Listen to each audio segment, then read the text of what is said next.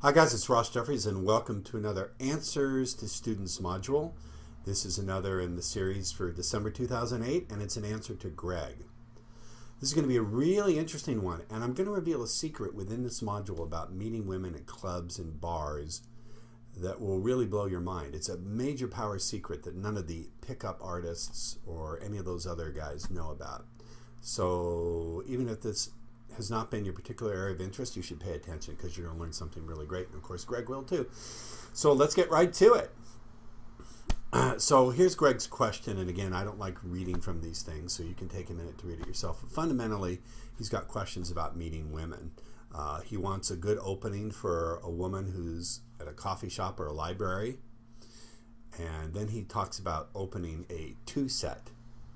We'll get into that terminology and what I think of that terminology in a minute.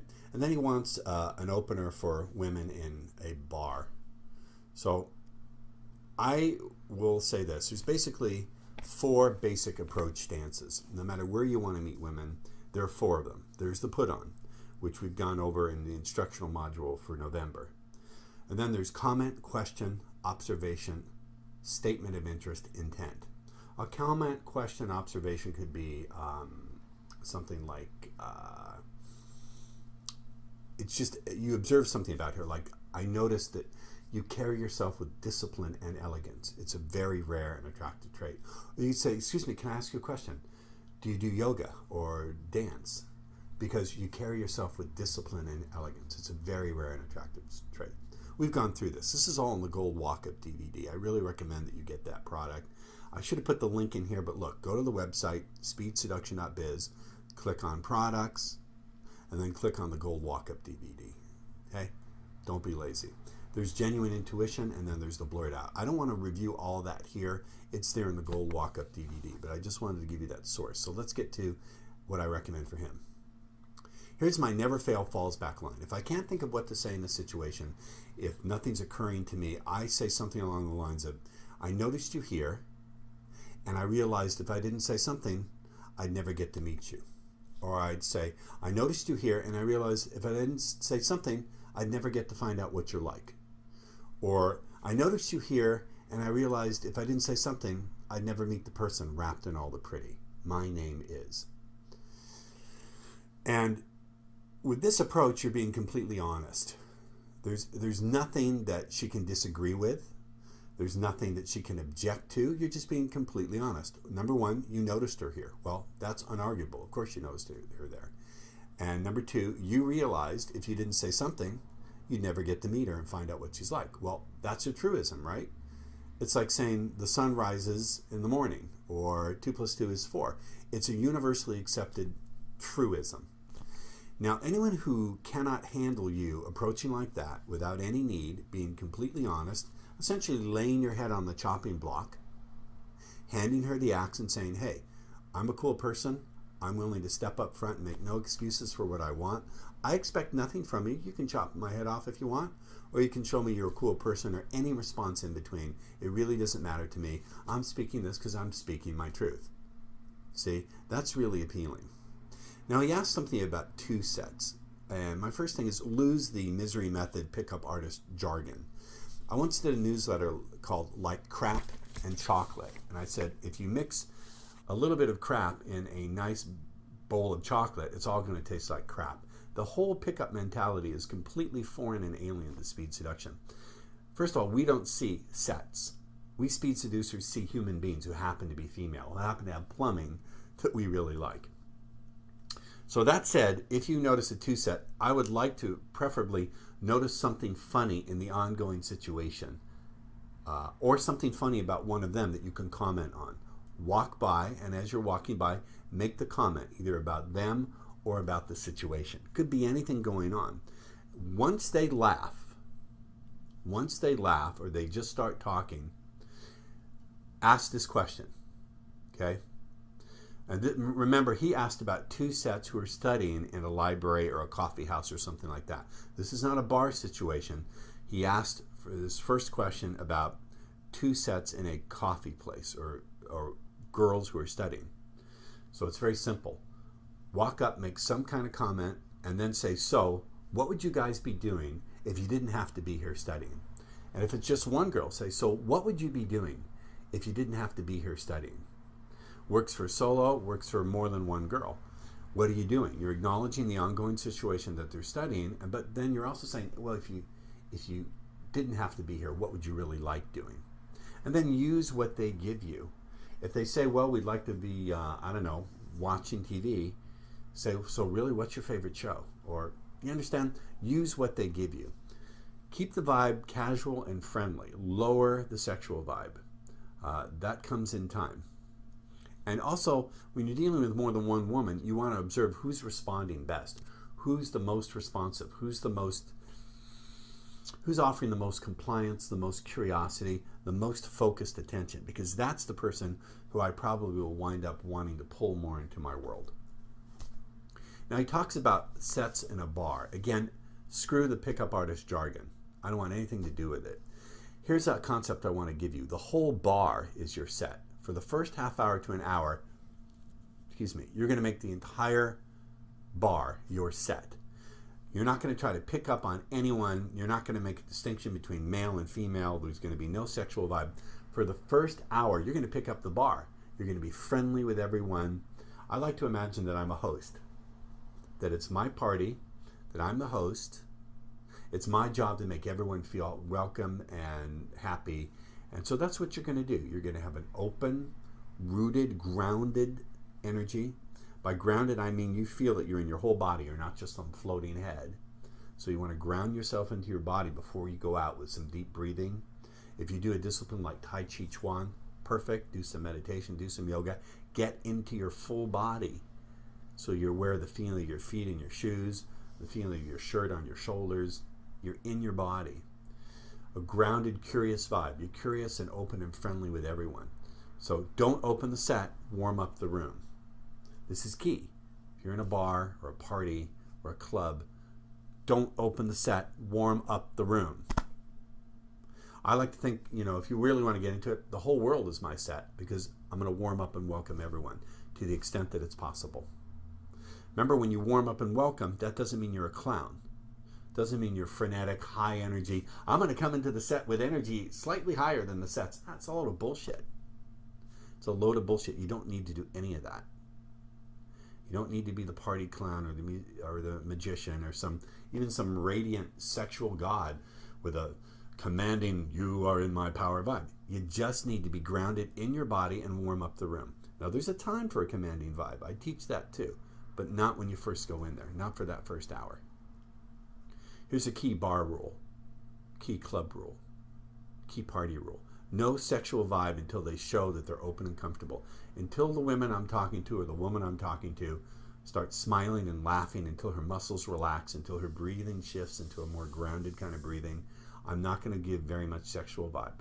I want to see that comfort and that openness is there. Now, there's a lot of confusion around the word rapport. The pickup artist community has totally misunderstood the meaning. They think rapport means when you get rapport with someone, it means having them interested in you, getting them to welcome you. That's not what rapport is at all. Rapport is merely an unconscious sense of connection, an unconscious resonance with the other person. So rapport has nothing to do with seeking their approval or seeking their welcome at all. So no sexual vibe until they show they're open and they're comfortable. Now, people can become open and comfortable with you without you showing a tremendous amount of desire or interest or any of it.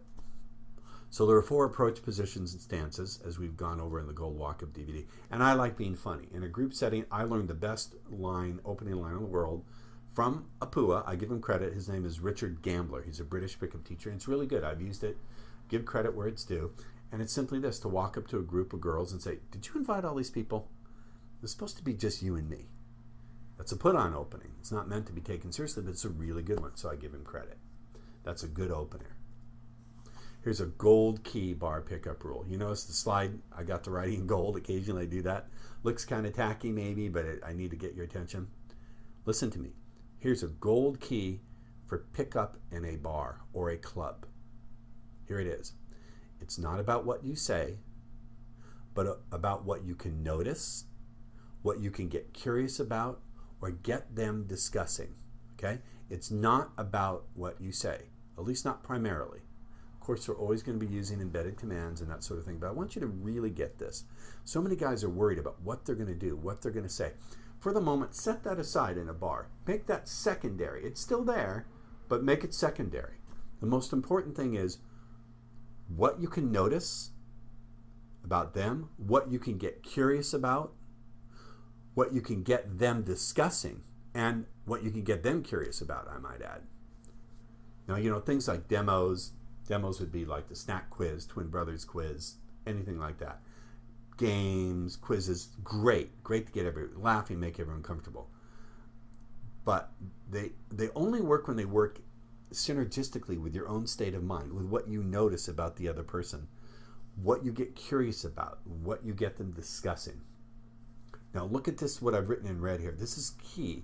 If you just make this shift in your attitude and your focus, you'll notice a huge increase in your success. And here it is. In bars and clubs, it is absolutely crucial and essential that they do the work. In a bar and a club, I'm going to do even less work. It's got to be even more about them providing 85 to 90% of the seduction energy and the responses. It's much more about getting them talking, about getting them responding. I'm still going to lead, but they have to provide even more of the energy in a bar and club situation. That's the irony. That's the problem with the whole pickup thing, where you're doing all a million different routines and demonstrating your value. It's the wrong approach. In a bar or a club or that kind of situation, they've got to be providing the pickup energy. You see? And you get them to do that by your state, by your vibe, and by getting them involved and getting them talking. They're going to supply the trance words, they're going to supply the verbal and the nonverbal energy, all of it. So remember, in a bar or club, you're going to lean on it less and get them to do and provide more. Street or the daytime, you can afford to lean on it more. You can provide a little bit more of the pickup energy. Bar and a club, you're going to get them to provide it. Now, finally, listen to me. Dump the fucking pickup artist jargon. All this stuff doesn't work. It certainly doesn't work in concert with speed seduction. It's like, I don't know, I can't even come up with a better metaphor than mixing crap and chocolate. It's a completely different mindset. I think the whole PUA stuff and all their labels and all their mindsets can work for a certain kind of girl. These are women who are ruled by what I call the 3 S's: status, stimulation, and stuff. Every human, to some extent, enjoys status, looks for status. Every human enjoys stimulation. Every human, just at least in our culture, acquires stuff. But the kind of girls who really, really require that pickup artist approach are just overwhelmingly, massively magnetized and ruled by those 3 S's: status, stimulation, and stuff. So I really just recommend you drop all of that and don't bother with the pickup stuff, okay? So let me say again, if you don't already have it, I recommend the Gold Walk-Up DVD. Go to speedseduction.biz, click on products, then click on the Gold Walk-Up DVD. I want to know what you think about this. I want you to put this into action. And all of you watching this, please participate in the discussion board and open up a subject, open up a post and a thread about this particular module, because I think it's important that people absorb these lessons. All right?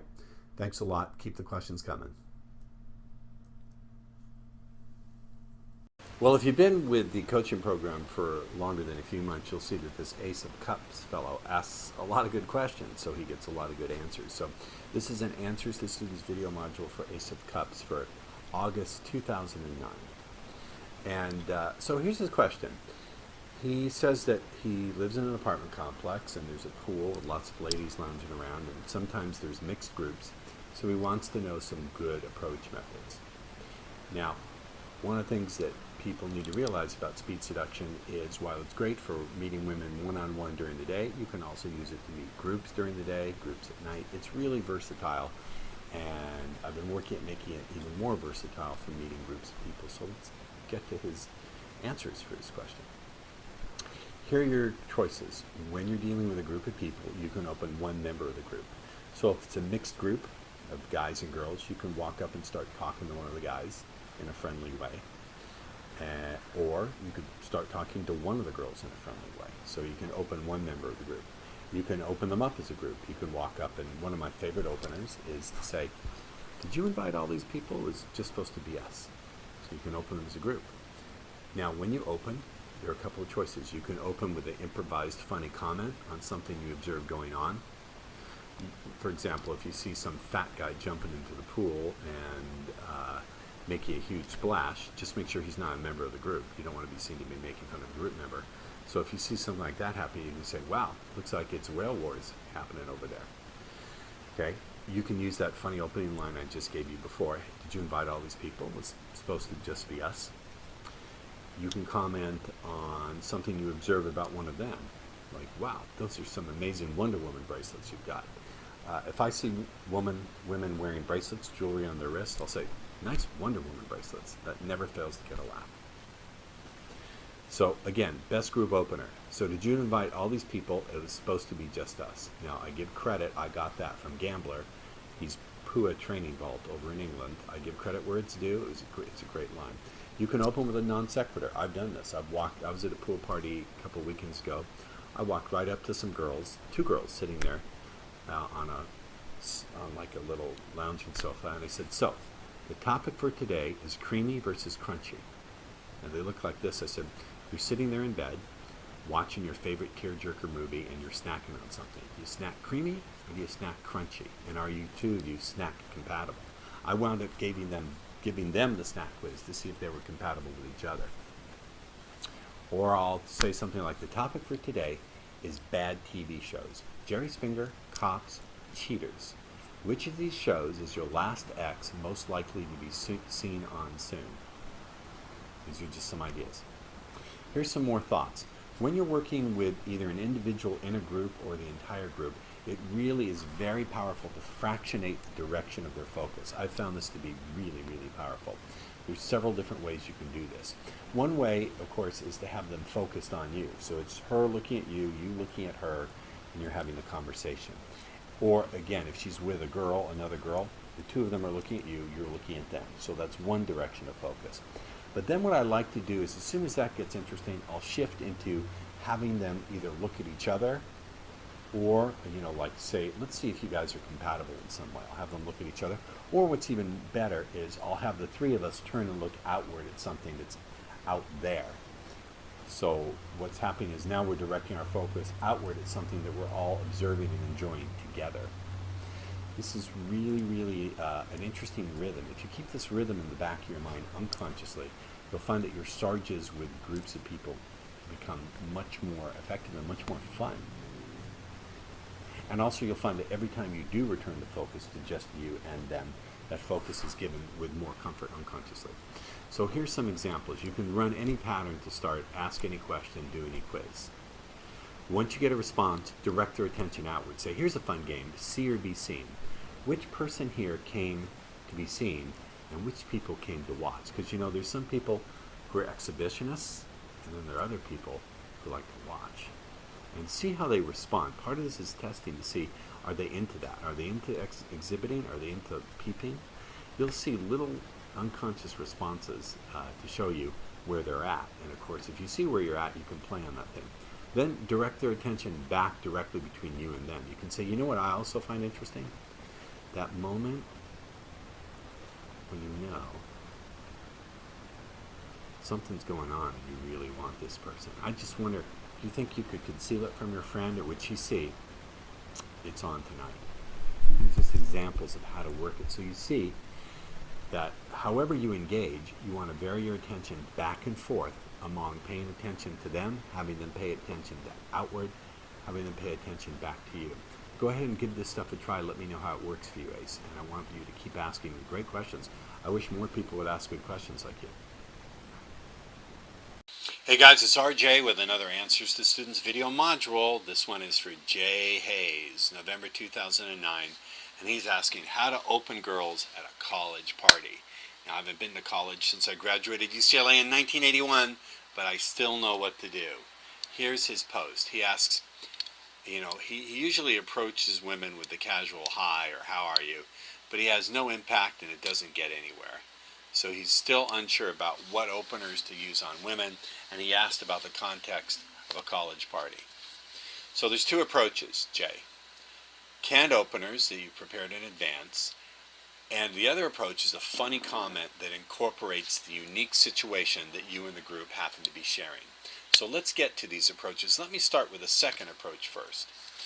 The formula for doing this, the algorithm for creating these things, is first look at the situation and ask yourself what's true about this situation, and then state that truth in a funny way. So you look at the situation, you ask what's true about the situation, and you state that in a funny way. Here's some examples. I was in San Francisco recently, staying at the Park 55 Hotel, my favorite place to stay in San Francisco. And about 11 o'clock at night, I came back from an evening. There was a group of women in the hotel lobby, and they were holding programs from a stage show called Wicked. It's the story of the Wizard of Oz. And I noticed that they were all sitting there having their little drinks, and I walked up, I said, okay, who ordered the perfect end to her evening? They all busted up laughing, and then they wanted me to sit with them. So what truth did I notice? Well, I noticed there were women sitting together at the end of their evening, and I stated that in a funny way, and I also expressed their desire, their wish, which is, gee, I hope some guy comes along and really makes it a good evening, because we're all ladies who all went out to the show. Now, where's the guys in the sex? I stated the truth in a funny way. And then I remember being poolside at the Roosevelt Hotel in Hollywood, and there were a bunch of girls having a bachelorette party. Now, how do I know that? Because the bachelorette was wearing like a little bridal crown. So I walked up and said, okay, who ordered the exotic male dancer? They all started laughing, and one of them wanted me to give him a lap dance, which I did, and I wound up spending the evening going from hotel to hotel and bar to bar with these girls, even though I normally don't go to bars. And then the example I believe I gave on the discussion board to you, but I'll give it to you here again, is I was in San Francisco this past weekend, and they were putting up this huge Christmas tree, and a group of about 8 girls were all looking up watching. I said, okay, which one of you would volunteer to climb to the very top of that tree to put the last ornament on? And then they all laughed, and I said, okay, what would you put on top of there? I vote SpongeBob SquarePants. Who votes for that? Like half of them raised their hands, and then I introduced myself all around, and they wanted to hang out with me, but I wasn't really that attracted to any of them. So the formula here is to notice what is it about the situation that's true. How can you state that in a way that's funny and that gets attention? The other approach number 1, is use canned lines. And the best canned lines that I know for approaching a group are, did you invite all these people? It was supposed to be just us. And the second one is, what are you doing to keep all the guys away? Because it's not working on me. Those 2 canned lines do work. My preference is always approach number 2 if I can. Come up with something original that fits the truth of the situation in a funny way. Now, I want you to notice it's not just the words but the delivery. I'm delivering this with a fun, outgoing, tongue-in-cheek, playful, kind of cocky attitude that states a message like, hey, I really don't care whether you like what I'm saying or not. I'm a happy person. I'm having fun. Can you have fun with me? Are you cool enough and fun enough to have fun with me? That's a very cool, fun, challenging energy to bring across to people. Much better than, oh, can you please accept me? Or, okay, I'm going to take over now. I'm going to be the alpha who commands all the attention. No, I'm going to come in, recognize the truth, play with them, and test to see if they enjoy my playful, fun energy. Remember, the energy and the vibe controls the delivery. You get it? My product recommendation, if you don't have it, is the Gold Walk-Up DVD. You can just take that little URL, copy it, and then paste it into your browser. It'll take you right to the product. Let me know how this works for you. Hey guys, I want to welcome you to the instructional video module for November 2008, and this is going to be fantastic. Trust me, you're going to watch this one over and over and over again because there's some incredibly powerful concepts and tools that I'm teaching in this. I'm very, very, very proud and excited of this one. So this one, of course, is about pickup power, as it says. So I want to talk about, first of all, an approach I call the put-on. If you get my Gold Walk-Up DVD, or if you already have my Gold Walk-Up DVD, you know that one of the approaches I teach to pick up is the put-on. I really enjoy the put-on because it makes it fun for me. I get to test to see if a woman has a sense of humor. It's just something I could do all day long until my energy runs out, simply because it makes the whole process fun. Generally speaking, when you learn, if you can make the learning fun, you can do a hell of a lot more of it. And the more you do something, the better you get. So I like the put on. Let's define it here. What is a put on? What do I mean by a put on? What are the elements of a put on? Well, one of the elements of a put on is, in the beginning, the put on creates some tension, some uncertainty, some curiosity in the woman. She's not quite sure, what do you mean?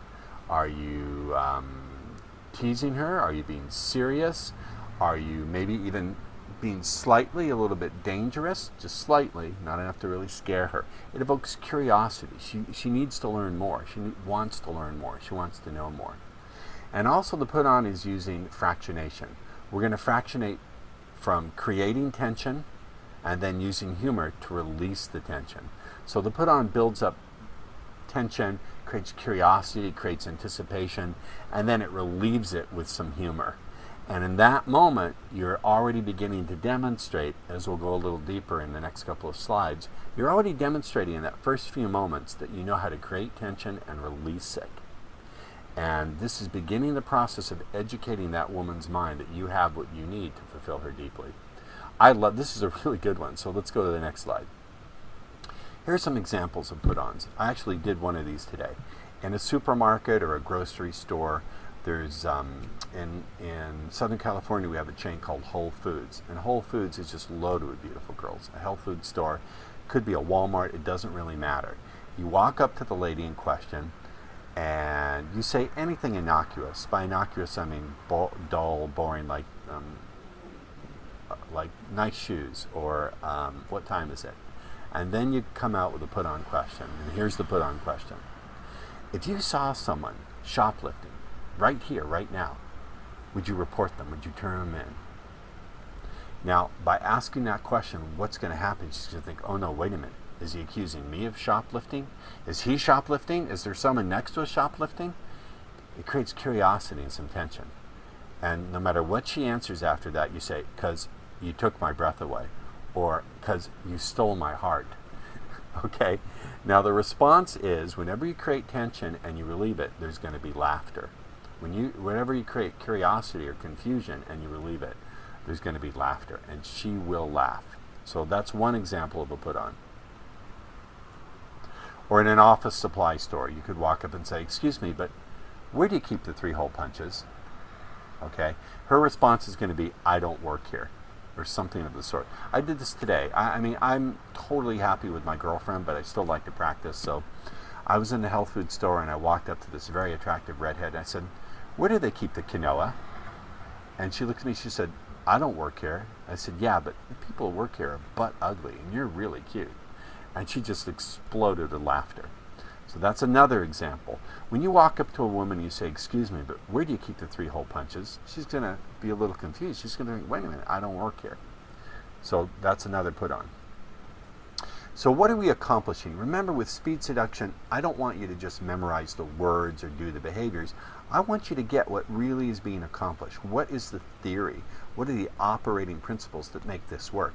If you understand the theory, then you can go and create your own stuff. So first and foremost, remember your screening. To do well at a task, you have to define what it is the task is all about. For me, the task is not about successfully picking up every woman I see. I am screening. I really truly am screening for someone who has a sense of humor, someone who can banter back with me, someone who has some life to her, someone who's not afraid of something that's unknown or ambiguous. When she encounters a situation where she's not sure what's happening, she's actually drawn to it rather than repelled from it. So remember to define your task. You're practicing your skills and you're screening. And as I've said before, quite paradoxically, the more you screen, the more selective you become, the greater your selection becomes. The greater selectivity you have, the greater the selection that you have. And also, the second thing you're accomplishing is you're fractionating right out of the chute.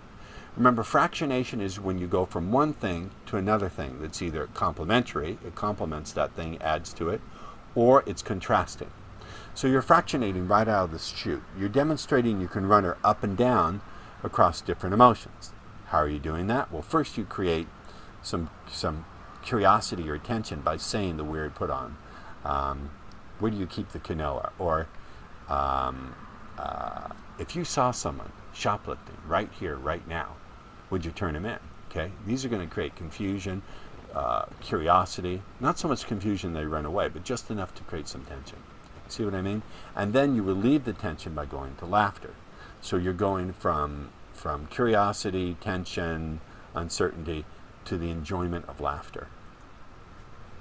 You're demonstrating something about yourself. I don't mean DHV or any of that misery method crap. I mean you're demonstrating that you don't take yourself or the situation seriously, right? You're not all worried, is it going to work, is it not going to work? You're going to go put your tongue in your cheek and meet someone with a laugh, with a smile. And you're showing you know how to create fun out of thin air. Shopping in a supermarket or in an office supply place is not necessarily a fun situation. If you put yourself in her shoes, she's probably not particularly enjoying the experience. It'd be different if she was in a shoe store. And you're creating fun with a stranger out of thin air. And the unspoken message, the message that it's really saying without you having to say it, is, hey, it's fun and playful and enjoyable in my world and my space. How would you like to step into it? I'll let you step into it. So what do you do next? You've created some tension, you relieved it with humor. Where do you go from here? Now, part of my 3.0 course, which I hope you have if you're a member of the coaching program, although it's not required, is we want to give you some specific decisions, some choices. So one of the choices is to introduce yourself. You always have to introduce yourself at some point, but introduce yourself with some more humor. So sometimes I'll make the choice to say, okay, that is the second stupidest thing I've said all week, to meet someone who I might really like. Okay, that's the second stupidest thing I've said all week, to meet someone who I might really like. Now, what are you accomplishing with this? Again, I want to encourage you with every speed seduction tool, with every move I teach you, what is it meant to accomplish? Well, first, it sets the frame that you're the one screening her. How does it do it? Does it say it directly? Does it say, hey, I may or may not like you, and I'm screening you, and you better live up to my expectations? No, we don't say that directly. We use the tool implication. Implication is profoundly powerful. It's what you don't say in the right way that causes them to have the thought in their own head. I'll say it again. Implication is what you don't say in the right way that gets them to have the thought for themselves in their own head. Remember, one of the keys to speed seduction is whatever you can get a woman to imagine is going to be perceived by her as her own thought. When she fills in the blank, that process of filling in the blank subjectively feels like it's her own thought. Therefore, she doesn't resist it. So when you say, I might really like, it's implying, but it doesn't say that you might like her, but it's also implying that you might not like her. So that implies that you're the one doing the screening, that you're not convinced, and she has to work for you. Now, you might think, Ross, come on, you're really loading a lot of meaning in this. Is that really what it does? Yes, that's exactly what it does, because it's communicating with subtext, and women really respond to implication and subtext. Now, this may not be the way you're used to thinking, so it may feel at first a little strange to you, but trust me, women gobble this up.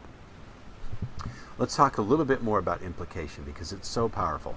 Implication is a subcategory of the overall tool set of being vague. Remember, when you're vague, people fill in the blanks, and therefore it's an active process.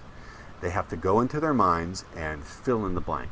So, for example, if I was specific, if I said to you, you know, when you stop and think about using speed seduction to seduce 40-year-old women with huge boobs and black hair and green eyes that you really want, that's too specific. It may match your experience, but there's a pretty good chance that it won't.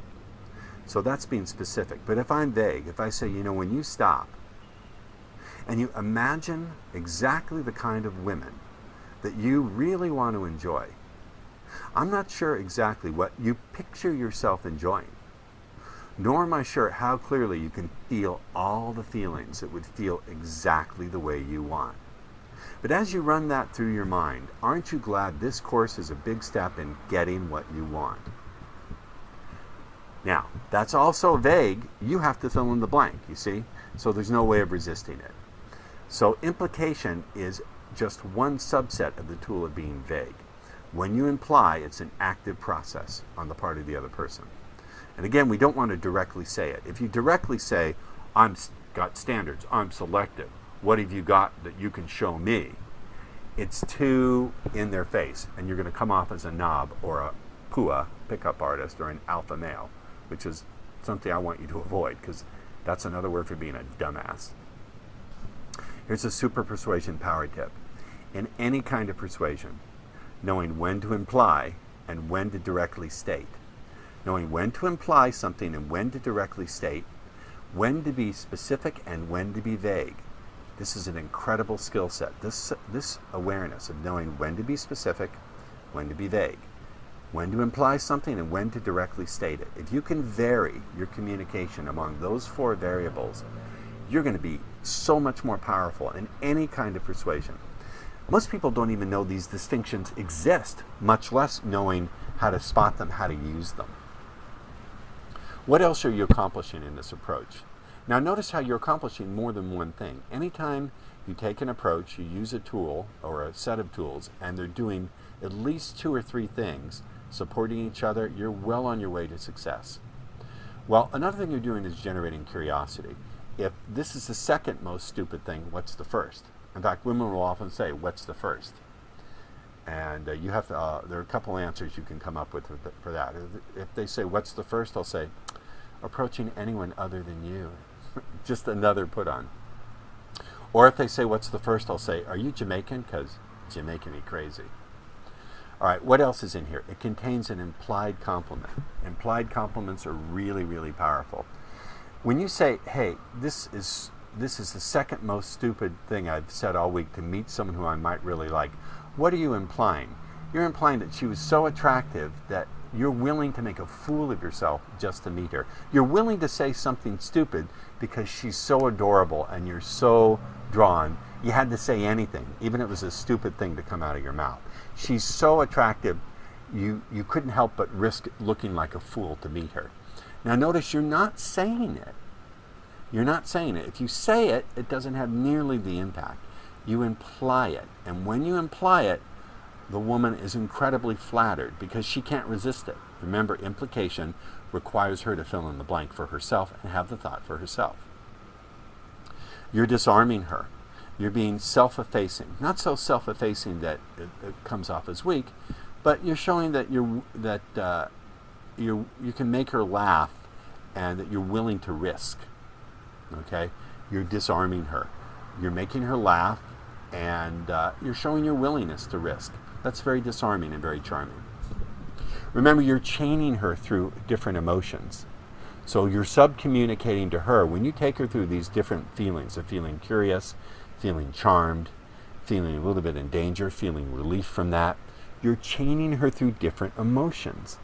Right out of the chute, within the first 3 minutes of talking, you're sub-communicating to her deeper mind, to the part of her mind that dreams at night, to the part of her that fantasizes.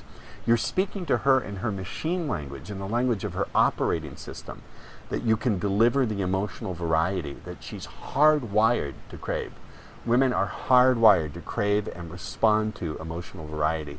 They cannot resist it. You're speaking in their machine language, in their operating system. This is part of the power of Speed Seduction 3.0. I urge you to get the course if you haven't already made the wise choice to get the course. I'm leaning on it there.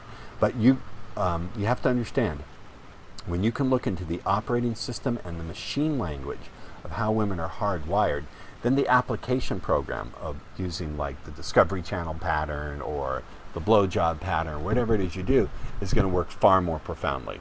The other schools out there are teaching you application programs. They really don't get the operating system or the machine language of women. So here's the chain of emotions. Let's look at the slide. First, she's feeling puzzlement and confusion, maybe some curiosity. Then she's feeling relief at that tension, that curiosity being satisfied, at least for the moment. Then she's feeling entertained. Then she's feeling challenged when you say, you might be, to meet someone who I might really like. All of a sudden she's feeling challenged. And she's feeling flattered also when you say, okay, that's the stupidest thing, the second stupidest thing. It's very flattering through the implication that she was so attractive that you were willing to make a fool of yourself to meet her. And then she's intrigued. When you do this, women are going to be intrigued. They're going to think, who is this guy? And most importantly, she's going to be hungry for more. she's going to be hungry for more, not just by virtue of the fact that she's intrigued, which is what she's consciously perceiving, but because in her deeper mind she's realizing, not consciously, she couldn't verbalize it, but her deeper mind is realizing that you're offering her that emotional variety, that emotional fractionation, if you will, that she deeply responds to. Here's another option after the put on. This is a really good one as well. Remember, 3.0 is about giving you decision trees and logical options. Here's another choice that's really good, equally good for other reasons. I'm glad you laughed because I noticed you here and wanted to meet the person wrapped in all the pretty. My name is Fuckerson. I threw that in to entertain you. I'm glad you laughed because I noticed you here and wanted to meet the person wrapped in all the pretty. My name is Fuckerson. So what's different here? In this case, we're using a statement of intent. We're saying what we wanted. Now remember, the statement of intent to work has to be done matter-of-factly. It's not, I really wanted to meet you, or I really wanted to meet you, or I really wanted to meet you. You're owning it without pushing it. This is really powerful. You're owning the communication, but you're also not pushing it on her either. It's, hey, I noticed because I saw you here and I really wanted to meet you. Matter of fact. It creates trust. You're simply stating what you want. There's nothing dishonest about that. You're not pretending that you know her from somewhere. You're creating trust. You're simply stating what you wanted, and that creates trust. And it subcommunicates deep confidence. If you're willing to just state what you want without making excuses and without needing a guarantee, that's attractive. It subcommunicates that you can walk through the world without needing a guarantee and without making excuses for yourself. And I should add one more piece, without needing to inflict yourself on other people.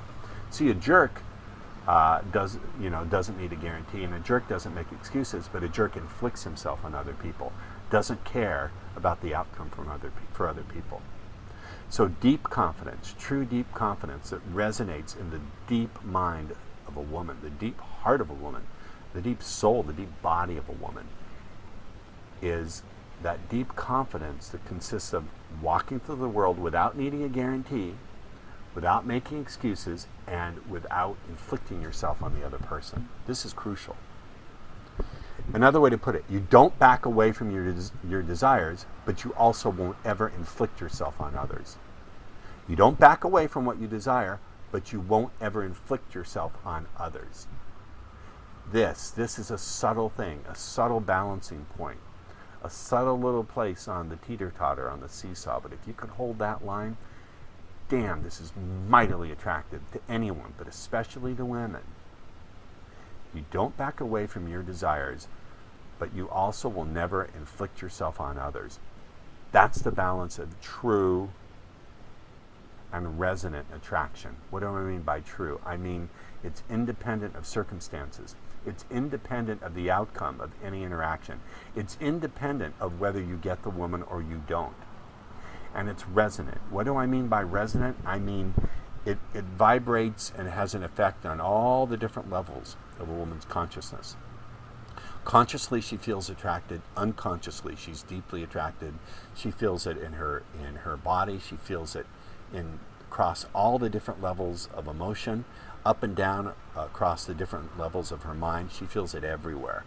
So it's true attraction and it's resonant attraction. Now, this option is also good because it uses the implied compliment. You're not directly saying she's pretty. You're saying, I wanted to meet the person wrapped in all the pretty. Since she is the person you're meeting, therefore she must also be wrapped in all the pretty. It's using implication. It's an implied compliment. It shows that you have depth. You're saying, okay, she's pretty, but you wanted to meet the person. You have depth. You're not saying it, but you're saying by implication that you have depth, that you're looking for more than pretty. You can see beneath and beyond it.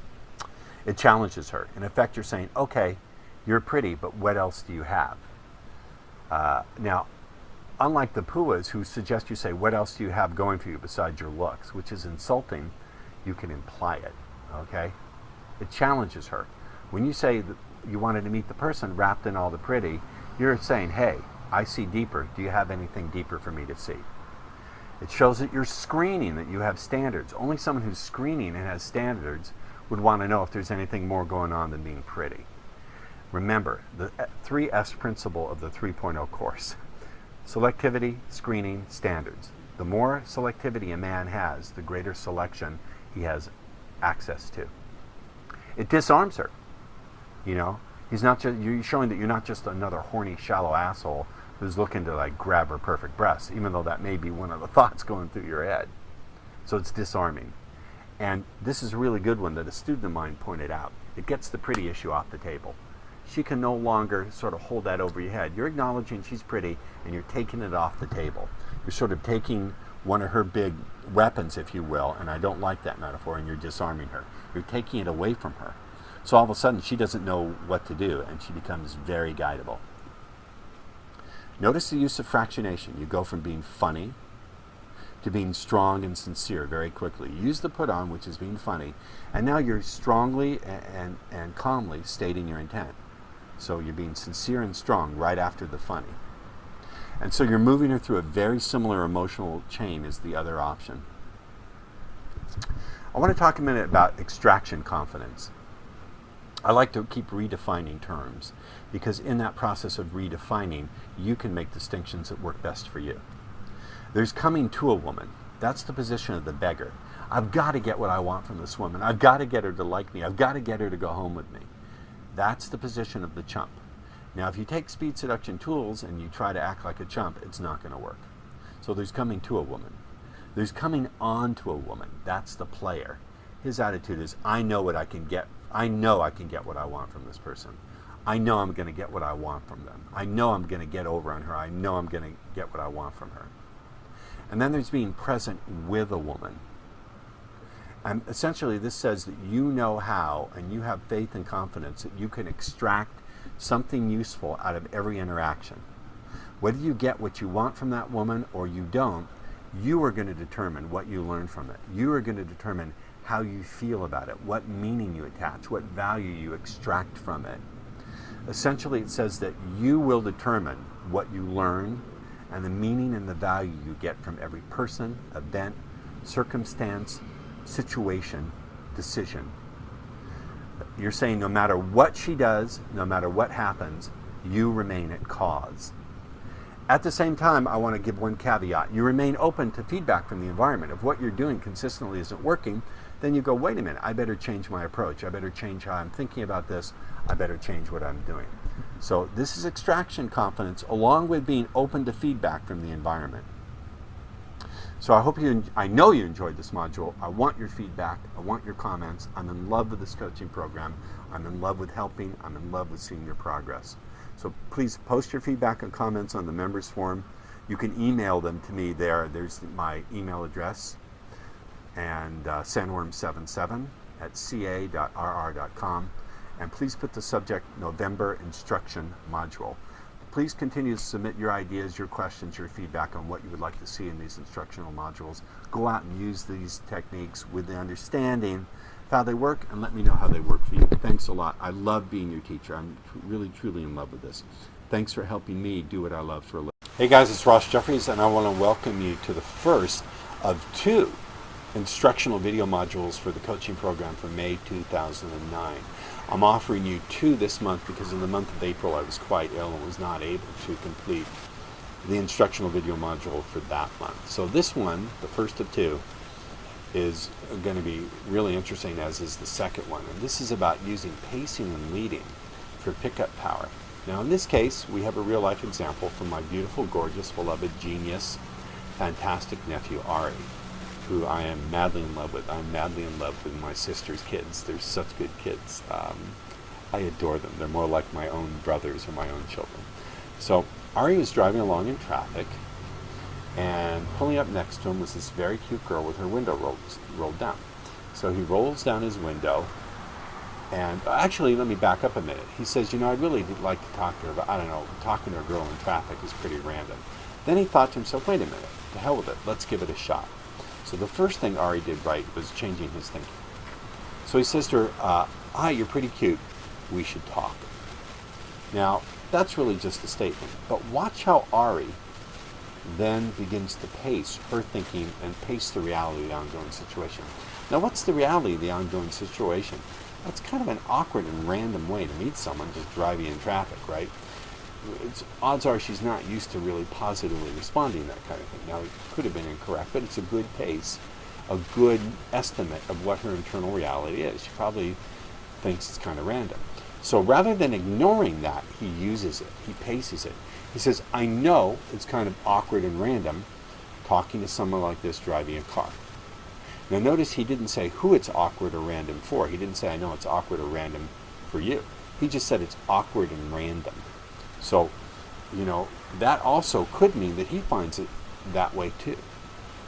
And then he paces that. Then he paces there, and then he leads with a truism and the truth. He says, I realized if I didn't say something, we'd never get a chance to meet and find out what you're all about. Now notice that. He's stating the truth. The truth is, and that's absolutely true, if he doesn't say something, he will never get to find out what she's all about. That's a truth that she can't disagree with. So he's stating a truth that also contains his intent, which is he wanted to meet her. And notice the implication at the end. Find out what you are all about. What does that imply? It implies that he's curious, but he wants to know more, and he's not exactly sure about her, and she has to prove herself to him. So Arya is very skillfully pacing the ongoing situation, right? He's stating a truth, which she can't ignore. He realized if he didn't say something, he'd never get to meet her. That truth contains the idea that he wants to meet her, and then he says, and find out what you're all about, which implies, which sets the frame, that, he's not quite sure about her, but at least he's curious and is willing to take the shot to let her prove herself to him. That's all very skilled, all rolled in very quickly. Now, they talked for a little while, and then he said this, because they were driving along together, and he had to turn left, and it appeared that she was going to keep going straight. So he didn't ignore that. He paces it again. He says, I've got to get somewhere, and so do you. That's a pace, and it's a true statement. Paces should be true. Right? He didn't say, well, obviously we're going in the same direction, we can keep talking. That wouldn't be true. So he paces the ongoing reality, the ongoing situation that they're both sharing. I've got to get somewhere, and so do you. So the only way to keep talking is to exchange numbers. Now, when he says, so the only way, look what he's doing. He's taking the fact that they've got to get somewhere, and the implication is that because they have to get somewhere, they should keep talking. That's what he's implying. Essentially saying the fact that we have to get somewhere means that we have to keep talking. And the fact that we have to keep talking means we have to exchange numbers. He's implying the meaning. Do you understand? He's pacing the situation that they have to go somewhere. And then he's saying that means that we have to keep talking, and the only way to do that is to exchange numbers. Now, it doesn't necessarily mean that at all. The fact that they both have to get somewhere could mean, so I guess this is the end of the conversation and we'll never talk again. It could mean that. But by chaining it together, by saying, so the only way to keep talking, the implication is we have to keep talking, and that therefore we're going to exchange numbers. Very clever. There's also contained within this an implied cause and effect. The implied cause and effect is saying that realizing that we're going, we have to both get going, and realizing that the only way we're going to talk again is by exchanging numbers, causes her to give him her phone number. Both in the sense of offering her the reason for doing it. The reason you're going to give me the number is because you want to talk to me again. And cause in the sense of being something that must produce the behavior. So the fact that they're going somewhere in different directions, and the fact that they have to talk again causes her to give him her number, meaning she has no choice in the matter. It will happen. He doesn't say that. If he said it directly, if he said, the fact that we're both going in different directions, and the fact that you want to talk to me again causes you to give me your number, it's stating directly. But when you imply it, as you'll see, implication, the second video module, instructional video module, you'll see implication comes up again in a different context, but it's very powerful. Ari's follow-up. Ari's follow-up was the next day he called her on the phone, got her message machine. He says, "It's Ari, that cool guy you met in a random way." Now, what is he doing there?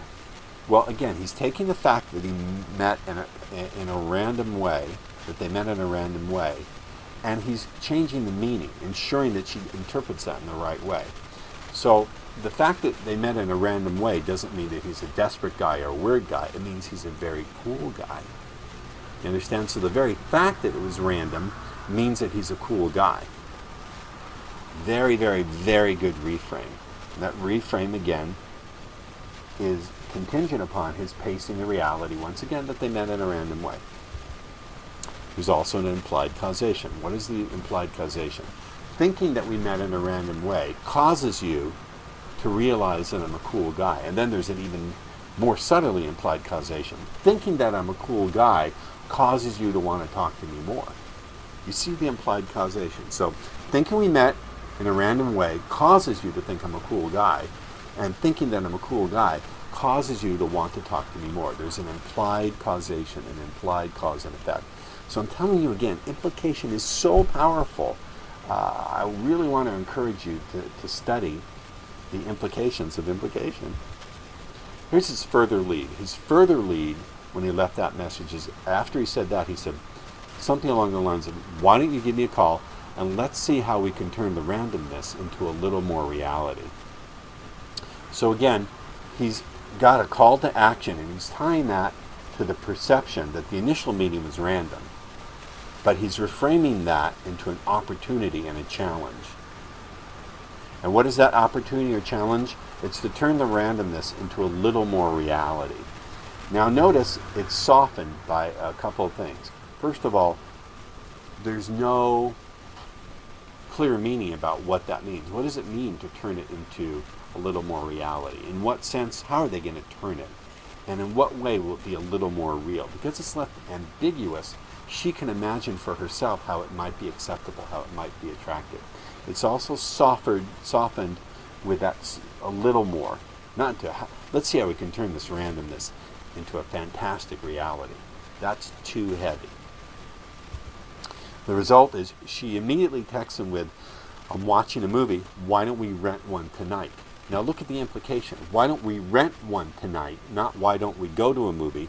What imagery is contained within the statement, why don't we rent one tonight? Well, obviously what's contained in there is they're going to be spending time together at her place or his place. What she's really saying is, let's spend some time together with each other and only each other at my place or your place. You see what I mean? So look what she implies back.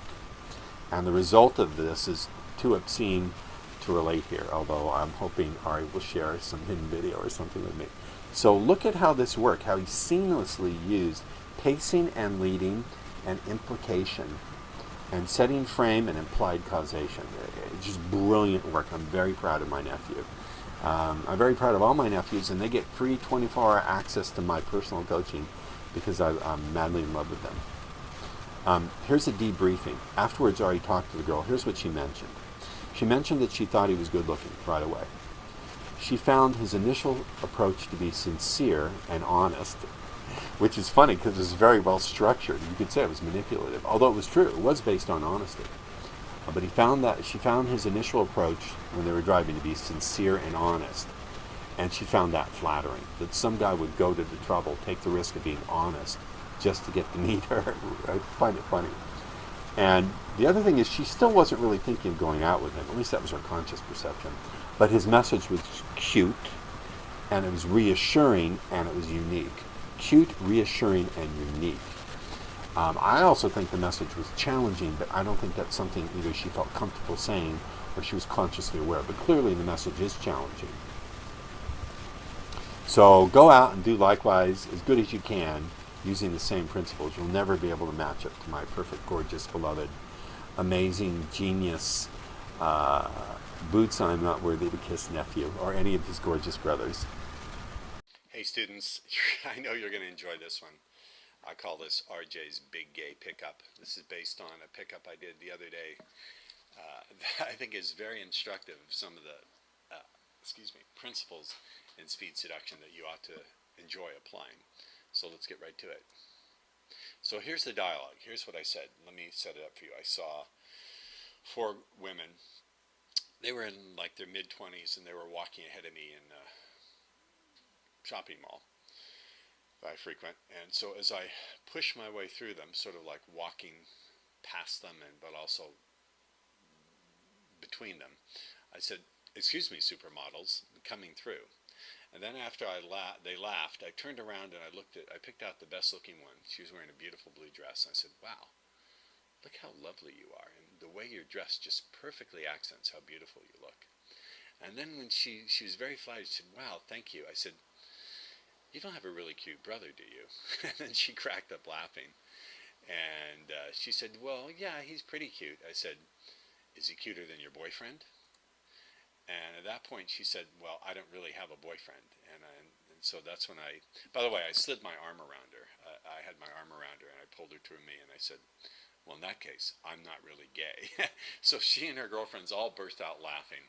Then I said something interesting. I said, "Okay, I realized that was really over the top. When I saw you, I thought, she probably gets hit on 100 times a week. You better come up with something really different to say. And see if she's got the kind of sense of humor you could really like."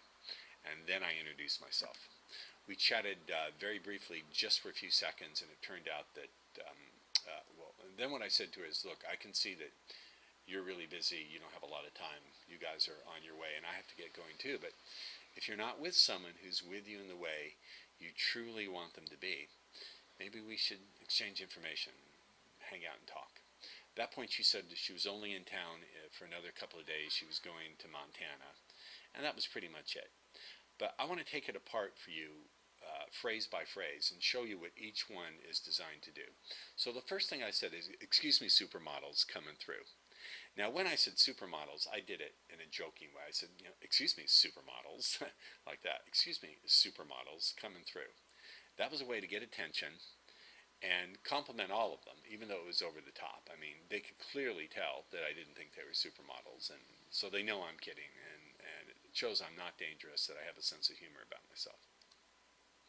Then I turned around. To get another look at them and to pick out the prettiest one. And I said something interesting. I said, "Wow, look how lovely you are, and the way you're dressed just perfectly accents how beautiful you look." Now, sometimes I've said don't give direct compliments, but in this case, it actually worked. I'm not sure exactly why it worked. I think it worked because I'm saying she's not just beautiful, she's classy. I'm essentially saying you're beautiful partially because of naturally how you look, but also because of the way you put yourself together. And it also validates her in front of her friends, who are also very well put together. It makes me seem like a cool guy. I'm not drooling on her in front of her friends. I'm saying, "Hey, you've put yourself together really well. You've really done a great job." And I'm sure it's what her friends think about her too. So I'm gaining rapport with the whole group and complimenting her. Then, watch this. I switch directions. I say, "You don't have a really cute brother, do you?" Now I'm introducing the unexpected. She thought, "Oh, here's a really straight guy who's interested in me." Then I suddenly take away the interest. So I'm both enhancing and taking away the compliment at the same time. I'm enhancing the compliment. "Wow, I'm so good looking, even a gay guy thinks I'm pretty." But then I'm taking it away, like, "Oh, he's not interested in me." So I'm increasing the compliment while at the same time seemingly taking away all of my interest. This is really powerful. It's sort of like push-pull, but on a very advanced level. Then I say, "Is he cuter than your boyfriend?" Now this is really funny because what is going on here? I'm sort of like playing up the gay angle, but I'm also opening up to get the information from her.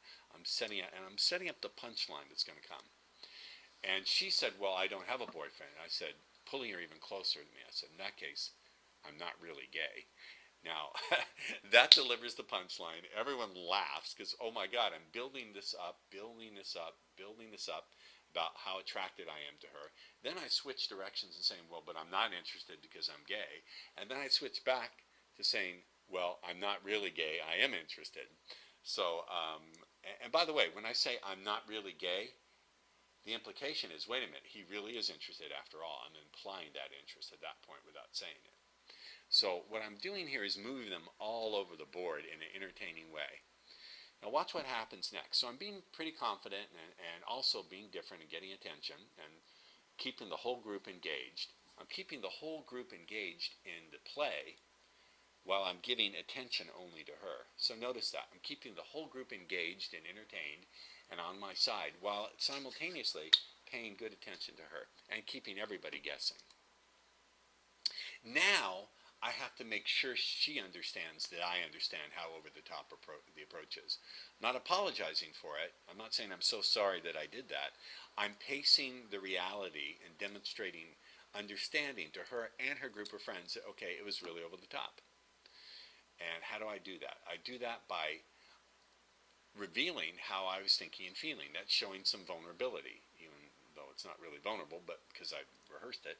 I didn't rehearse it, actually, it was spontaneous, but you get my point. I'm revealing what I really thought without apologizing. I'm saying, well, you know, she probably gets hit on 100 times a week. That's an implied compliment, guys. I'm not saying she's so pretty she gets hit on 100 times a week. I'm implying it. If she gets hit on 100 times a week, must be because she's pretty.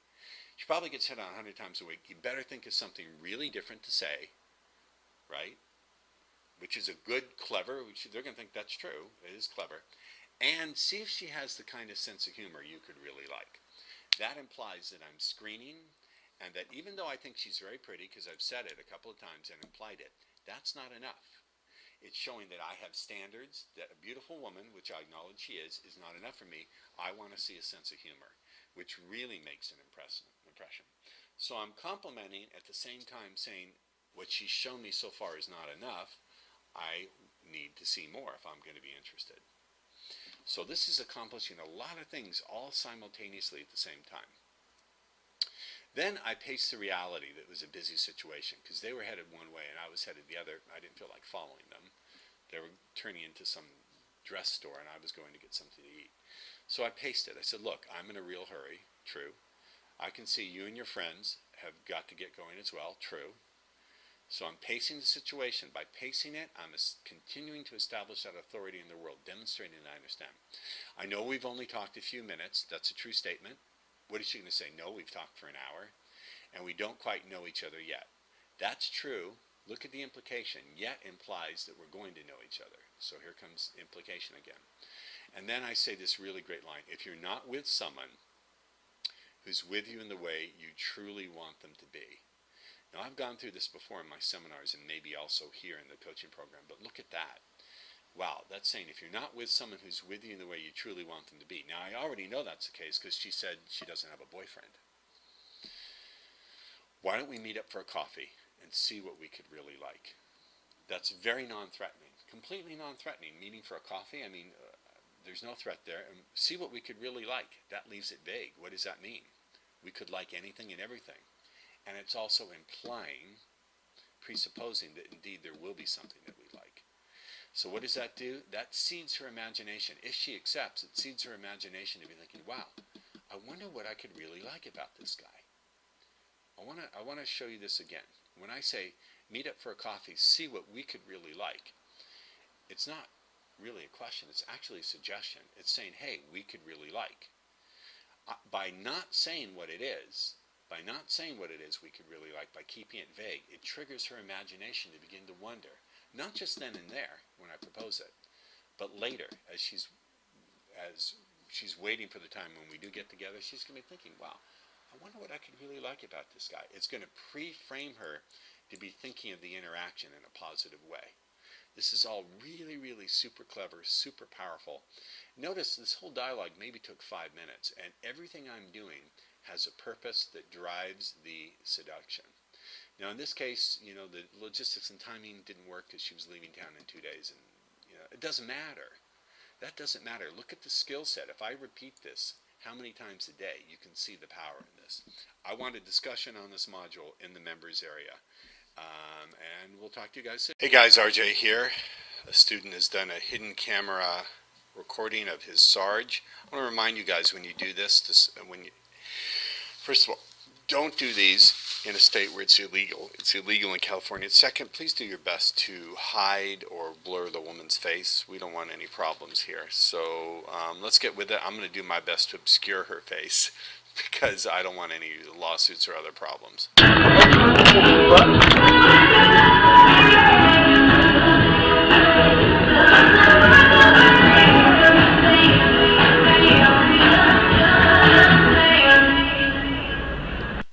Now, one of the things I noticed, he's sort of like approaching her from behind. This is the girl he's going to sarge. That off the bat, I think, is something of an error. I would approach from the side or at a diagonal. You're sort of, it looks to me like this guy's approaching from behind. Excuse me, let me get one of these notebooks real quick. Now, he did a good pre-opener. He said, excuse me, I want to get one of these notebooks. Remember, a pre-opener is just a brief little statement, very non-confrontational. It's just designed to allow a woman an opportunity for a second or two to sample your presence, sample your voice, get a sense that you're safe and not a threat. So that's a good one that he did. Excuse me, I have to reach for one of these notebooks. Hey, let me ask you something. Hey, let me ask you something. Okay. If you caught someone shoplifting, would you turn them in? Like if I saw someone else Yeah, if doing you it? saw someone else. Probably not. You wouldn't? Okay, that's good. Because when I saw you, you stole my heart. Oh, cute. No laugh? She's laughing at that. Cute, cute. There you go. See, I'm so glad that you laughed, because... This is the put-on approach. You make her laugh, and then what you want to do is show some vulnerability and make your statement of intent. And what I suggest guys do is say something like, okay, I'm glad you laughed because when I saw you, I thought she probably gets approached 100 times a month, so think of something different to say. And also I wanted to see if you had the kind of sense of humor I could really enjoy. I mean, I saw you and I was like, that girl probably gets hit on like 100 times I wouldn't use the word hit on because that implies that that's what you're doing. We want to avoid those implications and meanings. a day. And, well, maybe 50, I don't know. But I had to think of something you need to tell her. And not only that, but I also wanted to see if she had a sense of humor. Her face here, but she's actually smiling and showing a strong positive response. Introduce myself. And you do that. That's a good quality. My name is Josiah. I'm Maggie. Ooh. Maggie? Yes. Nice firm handshake. I like that. You know, I don't know if this is true or not. My friend told me that she read this in a book, but she said that you can tell a lot about a person by a handshake. Yeah, by a handshake. Cause I like, think so too. You think so too? I do. I mean, it kind of makes sense though. She's actually buying into this handshake bullshit. This isn't one of mine. I don't know where this one came from. When you stop and think about it, your hand is connected to your elbow. Now, one thing, if you're going to use this thing, stop. If, for example, I say, when you stop, if I want to give the suggestion to listen carefully, and I want to use the word stop, I wouldn't say, when you stop and listen carefully. I would put a stop there. I would say, when you stop and listen carefully. So you need to work a little bit more in your pauses. Which is connected to this part of you. And whatever you're feeling inside. I'm assuming that he's touching her hand and her elbow as he does this. And, okay. I don't know that it's, if that's how I do it, but okay. Transmitted outwards. I believe me. I don't know. But like, it gets transmitted outwards when you shake someone's hand. And with like a firm handshake like that, that was me that you're the kind of person, when you see something that you like, you just go for it. So now he's using suggestions. You're the kind of person, when you see something that you like, you just go for it. I see what he's trying to do. He's trying to give the suggestion, see something that you like, just go for it. The problem is he's not marking it out in any way. He's not changing his tonality or softening his volume. So if you really want to make it effective, you would say, I think you're the kind of person, when you see something you like, you just allow yourself to go for it. So just slightly speak a little softer or with a different tonal shift, but I don't hear any tonal shifts here at all, so it's not going to get marked out at all, and it's not going to have any effect. It's good that you included them. You need to work on changing your tonality or your volume just a little bit to mark it out. And what you want to do at that point is when you use suggestions and you shift your tonality, you want to look to see if there's any unconscious response. Does their face flatten out a little bit? Do their pupils dilate? Do they seem to lean into the conversation?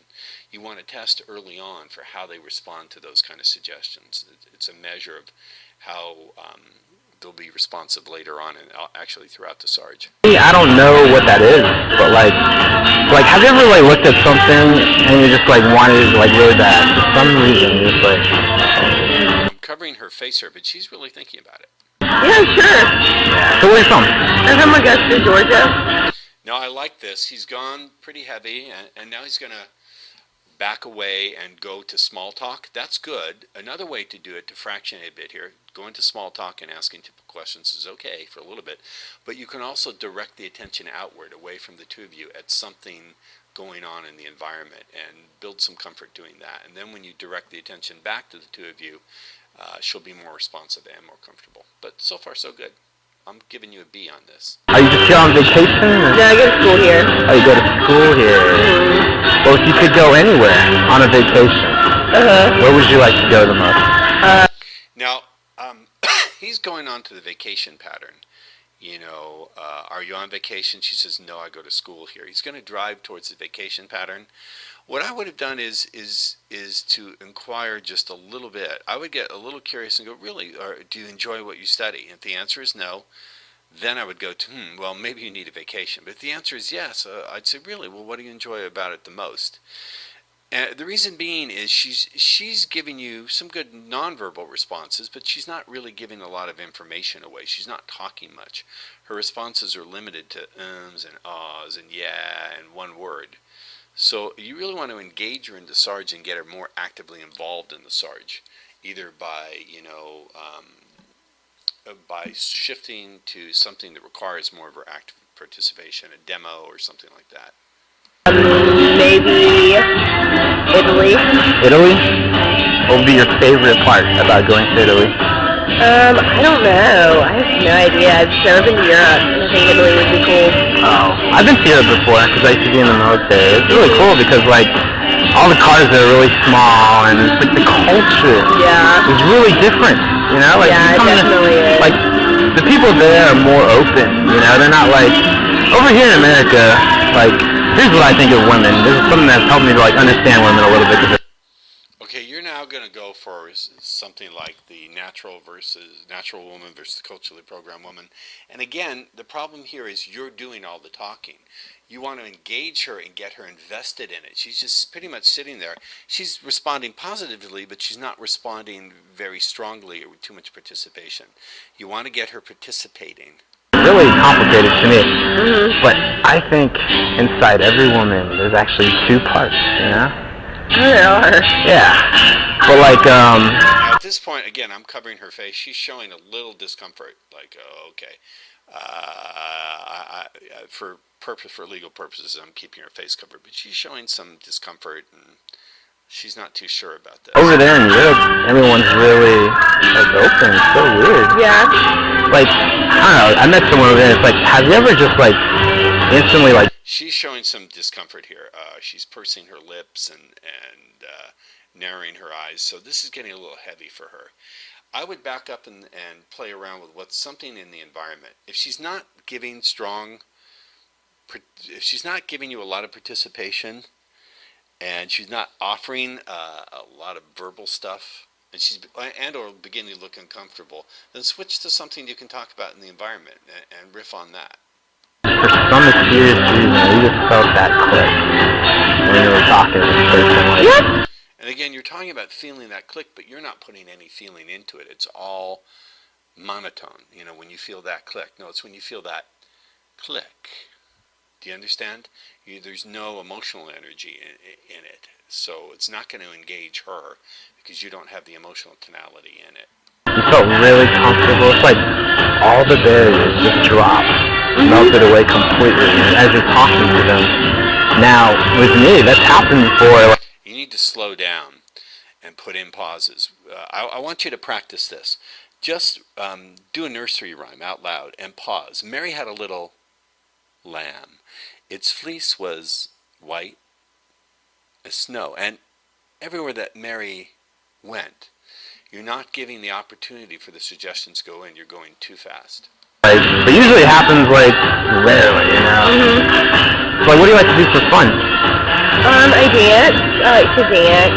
Well, is there a particular style of dancing that you enjoy? Yeah, I grew up dancing, or I was trained in ballet, lyrical, modern, jazz. So As she's giving these answers, she appears to be looking away from him. She's not even giving him that. I hang out with my friends, like sit at the beach. But dancing, that's like something you feel like a strong passion for. What does that allow you to experience? You know, he's like interviewing her, and now it's gotten to the point where it's almost an interrogation. She's really not engaging and participating and asking any questions back. So, you know, at this point, you've got to back up a little bit and consider, how do you engage her attention? She's not really engaging through the format that you're doing, which is asking questions. And she's not really engaging with the vibe you're doing, which is really heavy interrogation. So you need to fractionate, back up, take a step away from her, and go, oh, remember we were talking about shoplifting? Look at that guy over there. I think he's stealing women's bras. You know, get it back to humor and back to something in the environment. Because this is really getting heavy-handed. These are going to be big files, so I'm going to split this into two, guys. So we'll be right back with. Okay, here we go with part 2. When you're out there dancing. I don't know. It's just something I love to do. Something I'd love to make a career out of. Yeah.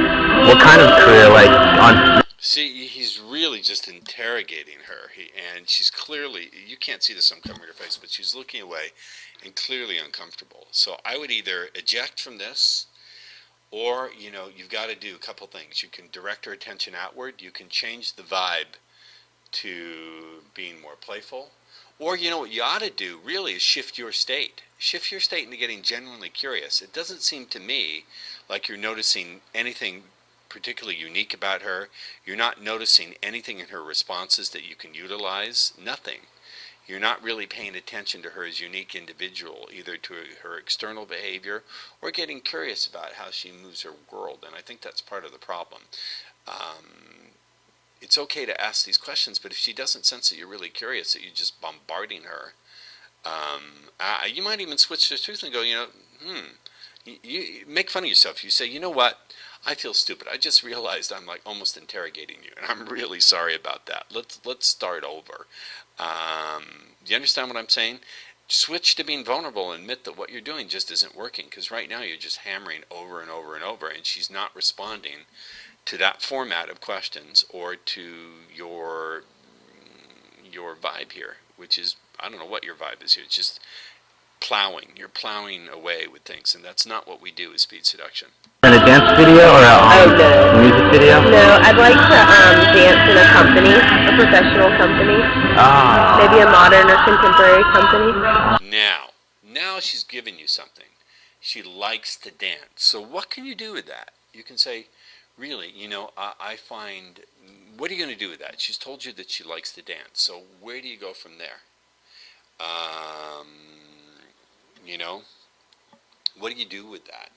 Well, in my case, what I would do, because it's my reality, I would say, you know, I've found that athletes and artists and performers of any kind are some of my most favorite people to play with, because in my experience, you really understand focus and surrender and letting the flow of everything move through you. So, you know, I know this may sound like I'm interrogating you, and I apologize if it seems that way. I'm just really curious. So use softeners. Soften it a little bit. Say, you know, I know this may seem that I'm interrogating you. I really apologize. I get really curious when people have a talent that I admire. So do you remember the first moment you discovered that you really enjoyed dancing? Do you remember when that was?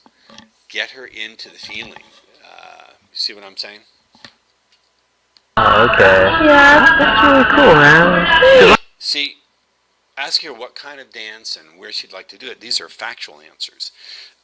They're not engaging her imagination or emotions or putting her into the felt sense of it.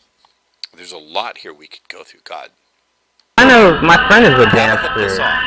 And and she told me that her favorite thing about it is like, have you ever been like just dancing and like become part of the music for some reason? Just like you're just like in your own little world. Yeah.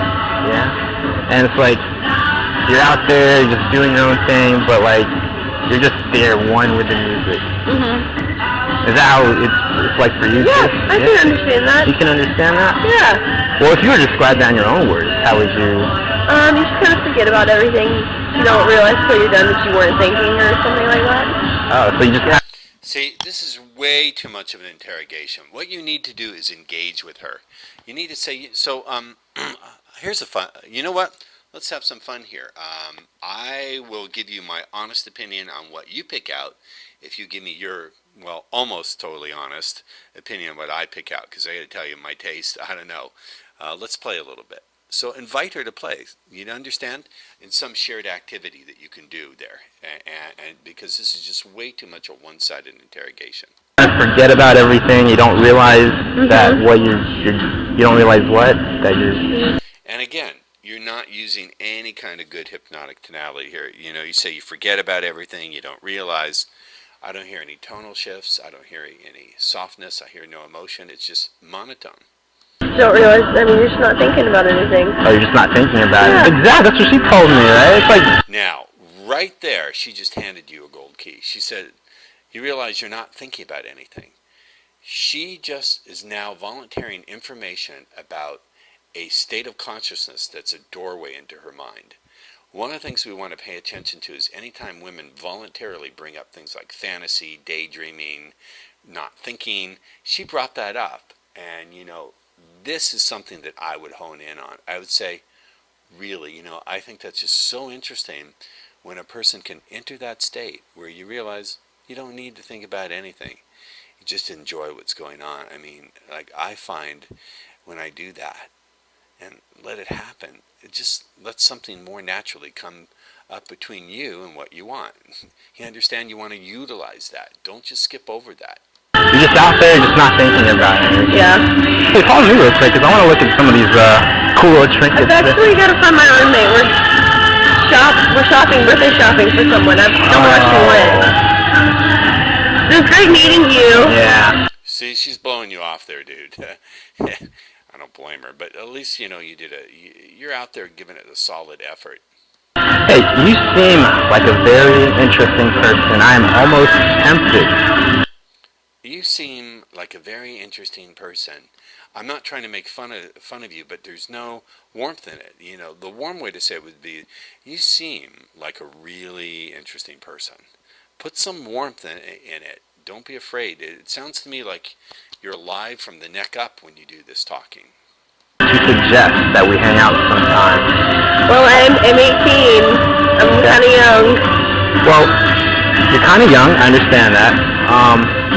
And you're 18. But what steps can we take to, you know, ensure that we get to speak again? I don't know. She's looking away. She's not giving eye contact. I don't think she's really comfortable at this point. After that before. I don't know. Are you from here? Do you live here? Yeah, I'm from here. I live in Goose Creek. Oh, cool. Yeah. I don't know. I mean, I guess you can call me if you want. Yeah. I guess you can call me if you want. Well, that's not really a strong... You know, she's not really committed to any of this and hasn't been throughout the whole thing. You have your phone on you right now? No, I don't have it right now, actually. Oh, it's okay. dead. I just got this phone last week, the T-Mobile G2. Oh, cool. Yeah, I like it. It's a really good phone. Yeah, go ahead and type it in. Okay. Now, that seems like a clever little thing, but again, she's giving you the number without any real investment or interest. She's just getting the number. You know, I don't mean to be harsh here, but...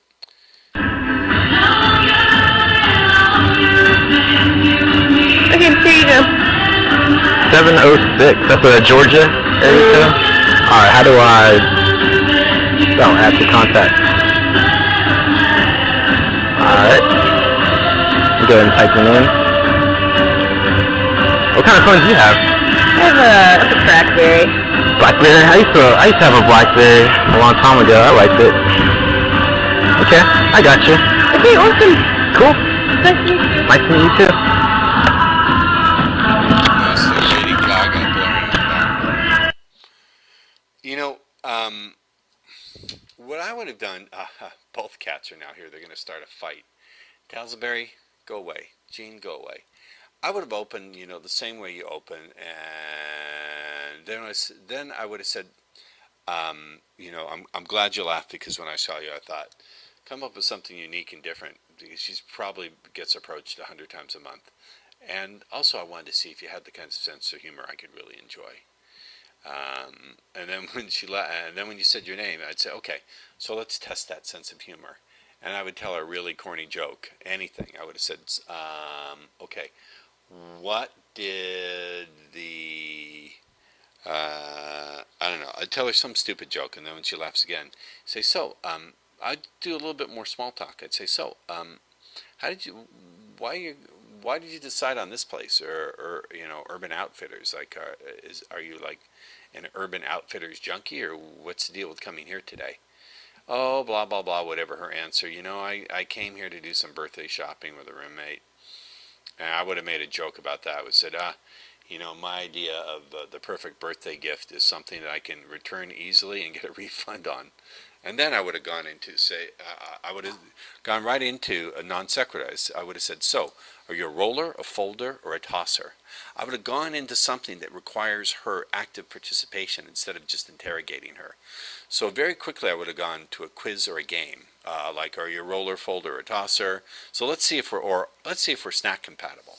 You want to engage with humor and laughter and something that requires her active participation before you go into something that's a heavy question. The other thing I would suggest you do is really work on your pausing and adding some emotion, some genuine feeling into your voice.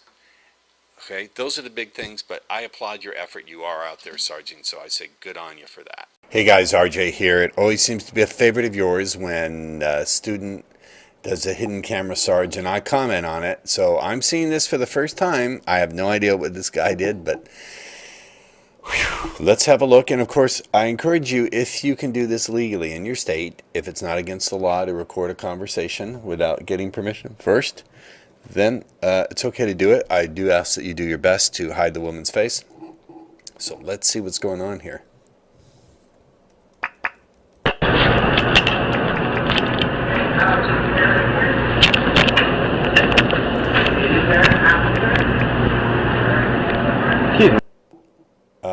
There's a nice blonde, so he's gonna open with an excuse me opener. Hi, I don't mean to interrupt you while you're getting some really healthy food. But I just thought you looked absolutely beautiful. My name is Josiah. I'm Anna. Yeah, Anna. I guess you go to College of Charleston? Yes, I do.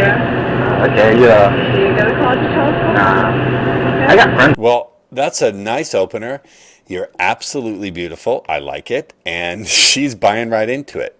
I wouldn't have necessarily asked such a mundane question, but she bought into it, so good for you. I would just go a little bit slower. So instead of saying, you know, I think you're absolutely beautiful, I would say, I think you're absolutely beautiful. So put some pauses in. I go to CSU, all the way in like North Charleston. And what are you studying? Computer science. What about you? You look like you might be, yes. English? No. Like totally. German. Oh, German. Yeah, German and studio art. I'm studying. Oh, okay. So is that something some Hindi that you really feel passionate about? Because I think it's so interesting. Languages. Okay. Now, one thing this guy is doing is he's asking her, is that something you feel passionate about? And then he's stepping on her answer. Let her answer. I know what you want to do. You want to go into a pattern where you describe what it feels like to feel passionate.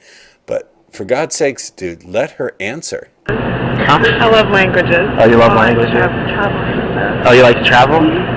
Well, here's an interesting question. Now, that's interesting. Now, she's volunteering that she loves to travel. She loves languages.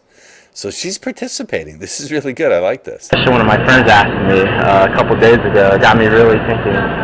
If you could just stop and imagine your ideal vacation? I'm curious. Where would you like to go the most? Yeah. Let me think here. I would like to travel to outer space somehow. Outer space? Not in any kind of conventional sense. That's like, really cool. I'd like to shrink myself down and change myself into a mushroom spore, because mushroom spore... Oh, wait, this girl's interesting. She wants to shrink herself down and change into a mushroom spore. I love my job. can survive in outer space. Wow. And then I would want to go and float until I find some place where there are other life forms. Oh, okay. Now, she's either got a wonderful sense of humor and is putting you on, or she's a really strange girl. And what would be your favorite thing? But on Earth, I think I'd probably hit up South America somewhere. I want to go to like Peru and Machu Picchu and everything. So here you'd like to go to like South America. Yeah, what about you? I'd probably like to go to... Now, see, she's getting you involved in the conversation, dude. She likes you. She's playing back. Hawaii or something. Yeah. Go on like any idea which islands or hit all of them up? Hit all of them up, man. Yeah. It's really cool, you know what I mean? Yeah. Here's another question that I thought it was interesting that I... Oh, so he's jumping over to another question. I don't know that I would keep doing questions. I would go to a different format. One of the things I've noticed about this guy, he's posted before, is he tends to stick with questions and not go to other formats. So start engaging her in a quiz and or a game, and also shift your posture. It looks from the way the camera's positioned that you're looking right at her. Stand side by side and shift your attention outward at something. So one of the weaknesses I'm seeing is that I would go back and develop her answer from the outer space question. And second, I would not go to another question. I would shift into the format of playing a game or a quiz. Like read in a magazine. It was, if you go somewhere where nobody knew you, Yeah. nothing you did would get back to anyone who did know you, what kinds of things would you allow yourself to experience, and what would be your absolute... See, you're asking too many questions. You're turning it into an interrogation, even though it's a playful one. So I've seen this guy, Sorge, before. He's submitted things before, and I'm going to tell you again. Get off the questions. And But if you had a choice between Pringles, right, or pretzels, which would you find most fulfilling? Pretzel. now, I like this, but I would have gotten to this snack quiz 2 minutes ago. you threw in a lot of questions before you got to this, but good. Pretzels? Yeah, like a soft pretzel. Oh, the soft pretzel? Oh, man, I like Pringles more, but that's okay. 2 out of 3. Alright. So what flavor of Pringles is that? Pringles. She's playing along with you, dude. She likes you. I like sour cream. Yeah. Yeah. Alright, what about this? Reese's peanut butter cups or s'mores? I guess it depends, because I would take more for what goes with all the making them. Yeah. Around the fire and all. Yeah. Instead of just so. Now, here's what I don't see happening. I don't see you developing any genuine curiosity about the girl. I get that you're testing out the words and you're testing out the various different formats, but I don't see any genuine curiosity that you're developing in yourself about her. One of the things I would like you to add into your Sarges is developing some genuine curiosity, to ask yourself the question, is there anything about this person that I can tune into, that I can get genuinely curious about? It doesn't sound to me like you care what her responses are, as long as she keeps responding. And I would get a little bit more interested about what it is she's saying. And if, for example, she said that she's interested in languages, I would have developed that. I would have gotten really curious about that. This is a missing piece of your game that I think would really up things for you, is to learn to get curious. So she said, I really love languages. I would get curious. If that were me, I would say, really? I'm just really curious, because I happen to like language too, because I'm fascinated about how language structures our reality, that the very words that we learn to use structure how we can think about things. But how did you get interested in languages? I mean, what was the first moment where you realized, wow, I really love this stuff? Get interested in how and when they first got into their passion. And you understand what I'm saying? Get really curious about it. That develops rapport and gives you an opportunity also to demonstrate your authority in her world, as opposed to just throwing stuff against the wall and hoping stuff sticks. Get into curiosity with this person. You take this more? I take it. Because even though you're asking questions, you don't really care about the answers. I don't see any real curiosity. S'mores too. I like s'mores with the marshmallows and the chocolate. So I'm going to skip forward here because this is actually a little bit painful for me to watch. So let's skip forward. Let's see. In the inside, that lets you know you're really starting to feel a strong sense of attraction to someone. Like, where does it start if you were to point to it? Here. Where? Here. Okay, does it like, tell me, does it like... Oh, she's now, oh, this is getting more interesting. He's doing some kind of SRT. How's that feel? Yeah, I like it when I get massage on my shoulders and everything. That feels so relaxed. Okay, tell you what, we're going to split this into two parts. So we'll get the part.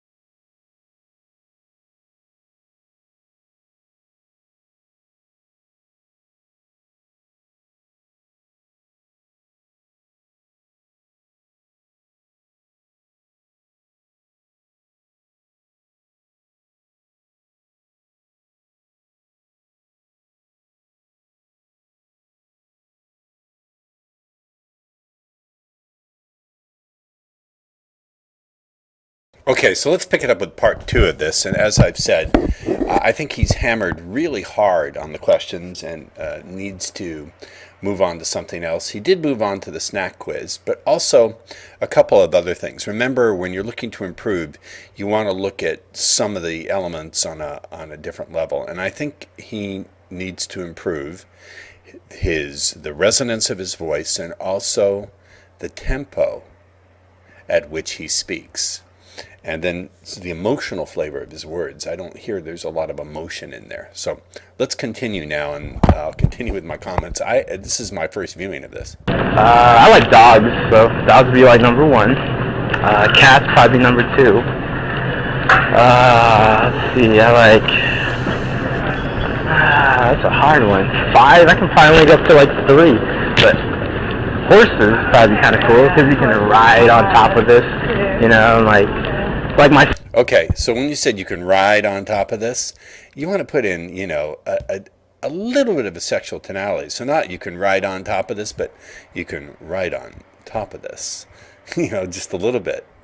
Put some pausing. When you put some pausing into your voice, you'll really improve what you do. He owned a farm, or a ranch or whatever. He had some horses, and he would have described to me the experience of riding a horse. Yeah. And he said, when you... he said, like, when you...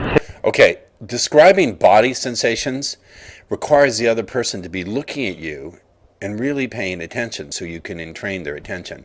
I would not go describing body sensations when the person's walking along and can't look at you. You need to have their attention focused on you in some way, and that's not what's happening here. So you'll see you're describing the body sensations, but she's not feeling them as you're describing them. She's walking along. This rise, like you feel a high state of arousal. Yeah. It's kind of like Feel high states of arousal. Now she's saying yeah, but it's more like a conceptual yeah. She's not feeling that in her body. At least that's my good informed guess. riding a roller coaster. You know that, like, first, like, slow vertical climb up the roller coaster? No, it's not first slow vertical climb. It's first slow vertical climb. This guy really needs to learn to put pauses into what he's doing. You can, like, feel the adrenaline just pounding through your body, right? And the closer and closer you get to the peak, the faster and faster your heart starts to beat. And then there's that moment when you reach the peak, and as you go down, you're just like screaming. Yeah, all those feelings just flood in.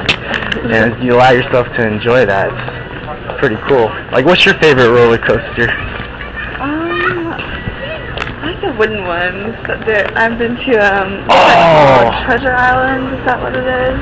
I think so. It's up in Ohio. No, Kings Island. That's what it is. Kings Island? What was that like? The wooden roller coaster. Yeah, the wooden. I like it because they're all shaking and you don't really know if it's actually going to break down. It's not like these like speedy, fast metal ones. There's like an element of real danger. Ooh, now she's giving you a trance phrase, element of real danger. Element of real danger. That's a nice metaphor, a nice trance phrase. I like that. Let's see if he incorporates it. So you like that? You like the element of danger, the excitement? High five now. You're pretty cool. I like you. Because, like, this reminds me of the show I was watching on Discovery Channel. They were interviewing a guy who built roller coasters. And he said there are 2 very important qualities, like, in a memorable attraction. And one of them is, like, I like that, a memorable attraction. Good. He's using my Discovery Channel pattern. But again, this kind of thing works much better if you got their full attention. Do you understand? Which she's not looking at you. You can't calibrate her response. So I like that you're throwing everything out there and he's practicing everything. But no matter how scary this ride may look like, deep down inside, you just know that this is totally safe. And because of that, that allows you to really, you know, indulge in all the excitement and everything. Yeah. With me, I find that when that's happening, I can really I find when that's happening, if you're going to do a suggestion, you have to go and mark the suggestion out. So you said, with me, I find when that's happening, you've got to mark it out. I find when that's happening. Mark it out by going a little slower or a little quieter or a pause, something to mark out the suggestions. Yeah. And, oh, you're about to say something? One thing is this, to understand is he's doing most of the talking. In a good seduction, the girl is doing most of the talking. Okay. So, you go to College of Charleston, and you're really into languages? I mean, well, that's what I'm studying, but... What are you about to do after this? Hold on a minute. Let's make this bigger. My apologies. Let's get in the full screen mode. I've done yoga for a while. I do a lot of yoga, so... Oh, I've never done yoga before. I heard that was like, is that kind of like meditation, or what's it like? Well, The yoga I do on my own would be like meditation, but I also go to a studio, and it's a hatha vinyasa, so it's heated classes. So they heat up the room so you can kind of get deeper into the posture. She's saying, I don't know if you can make it out, she's saying she goes to hatha yoga where they heat up the room so you can do the postures. Now, dude, she's handing something to you there. Heat up the room? Yeah, you know, I find the right postures can really heat up the room. And then go into something funny. Just stretch and let everything out. Okay. See, with me, I like to get massages and stuff. That's my way of that's my way. You've never gotten one? Never gone to get one. Wow. Now, here's an opening. Let's see if he takes it. She says she's never gone to get a massage. Okay, stop for a second. See right here? You might have some. Most people have stress usually around like the shoulder area. My shoulders a lot. Good job, dude. Right here. Right here? Yeah. She's How's letting that us. She's enjoying a strange guy touching her, so she either really digs you or has bad boundaries or both, or you've just set it up well. I think maybe all three. Yeah, I like it when I get massage on my shoulders and everything. It feels so relaxing. You hold a lot of muscles in your body. So. Really? Now, I notice it doesn't seem that she's actually picking anything off the shelves. I didn't. I heard about that.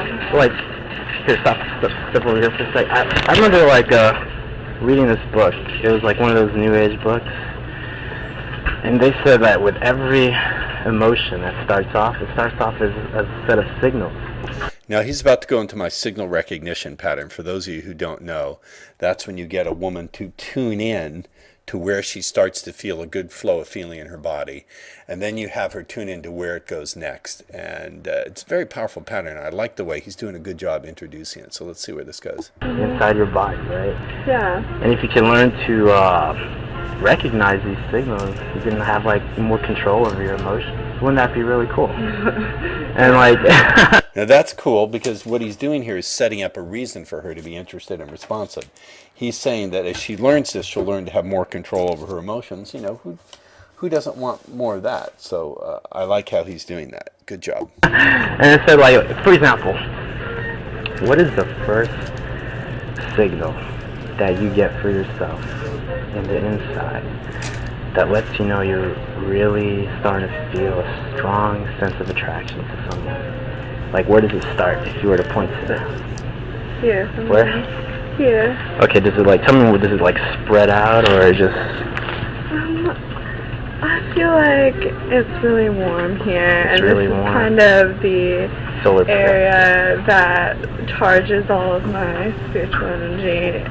Whoa! She's got an area that charges her spiritual energy. This girl's quite a space cadet. Now you should use that. You know, spiritual energy charges. She's giving you some strong transwords here. And it spreads to the rest of my body. It charges your spiritual energy and it spreads out. Now you may not be aware of this, but that energy, that spiritual energy, has a color to it. If you were to give it a color, what color would it be? Yellowish. Yellow? Yeah. Yellow. It would be, for this part of my body, this would be yellow, but a little lower it would be red then for me. For a little lower it would be red, and this part of your body it would be yellow. Now, imagine this, alright? It's an exercise I learned. Check this out. Okay, so again, these are going on a little long, so we'll break this up into another one and we'll go to part. Okay, here we go with part 3. He's got her going here, so let's see what he does with it. Alright, so imagine I was going to take that yellow energy, take it from your hand, put it... By the way, a space cadet like this, they're into all this energy stuff. into my hand, right? Yeah. And imagine that it's starting to form a shape. Okay. And what shape would that come? Yellow? Like a mango shape right now. It's a mango shape? Yeah, it's just kind of like an undulating ball. Energetic ball. Okay, now look at my hands. Look at my hands, but pay attention to the feeling, right? And notice the farther and farther away I put it, the less and less that feeling becomes. You feel that? Yeah. And then like closer and closer I bring it towards you. You start to feel it. Like on a scale of 1 to 10, let me know when it's like it becomes like a 10. Yeah, it's supposed to be 10 now. 10. Now she's getting too aroused. See, she turned away and said, I feel like it's a 10 now. Good job. So he's got her going. That's pretty cool, isn't it? Yeah. And the cool thing is, this is not what's important. It said in the book that this is not what's important. What's important is when you look at the world, you're with someone, you look at them through this, you know? So again, he's trying to do the thing where he forms like a window in front of him, and she looks at him through the window, that color and feeling. But problem is, you really have to have the girl sitting down in front of you to do this with full effect. But he's got good effect because she's a very suggestible person who probably doesn't have a firm grip on reality, but very suggestible nonetheless. Yeah. Because that's what's most important.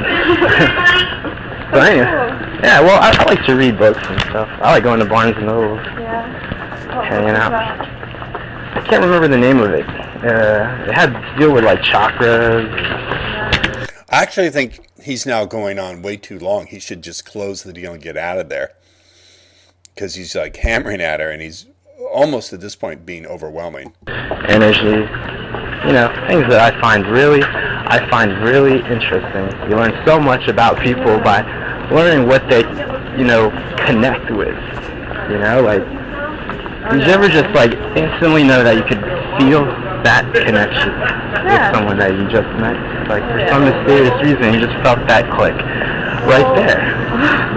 So anyways, what are you about to do after this? I'm about to get some fish and go back and work on my sculpture on Wednesday. But if you want to get some coffee sometime, I'll give you my number. Oh, she closed him. You want to get some coffee sometime? I'll give you my number. Dude, look at that. She volunteered it. Good job. I don't have my phone with Okay, me, so that's I cool. couldn't get yours. But Yeah, you can just put it. I just got this phone recently, so I'm still learning how to maneuver around. You know how when you first get a pretty phone? techy. Oh yeah, that's the other side of me. We all have different parts. That's I have my tech part, Your and I have computer part. that's what I major in college, and I have my new agey part too. That's interested in these kinds of things that you find very interesting. Yeah. So what kind of coffee do you like?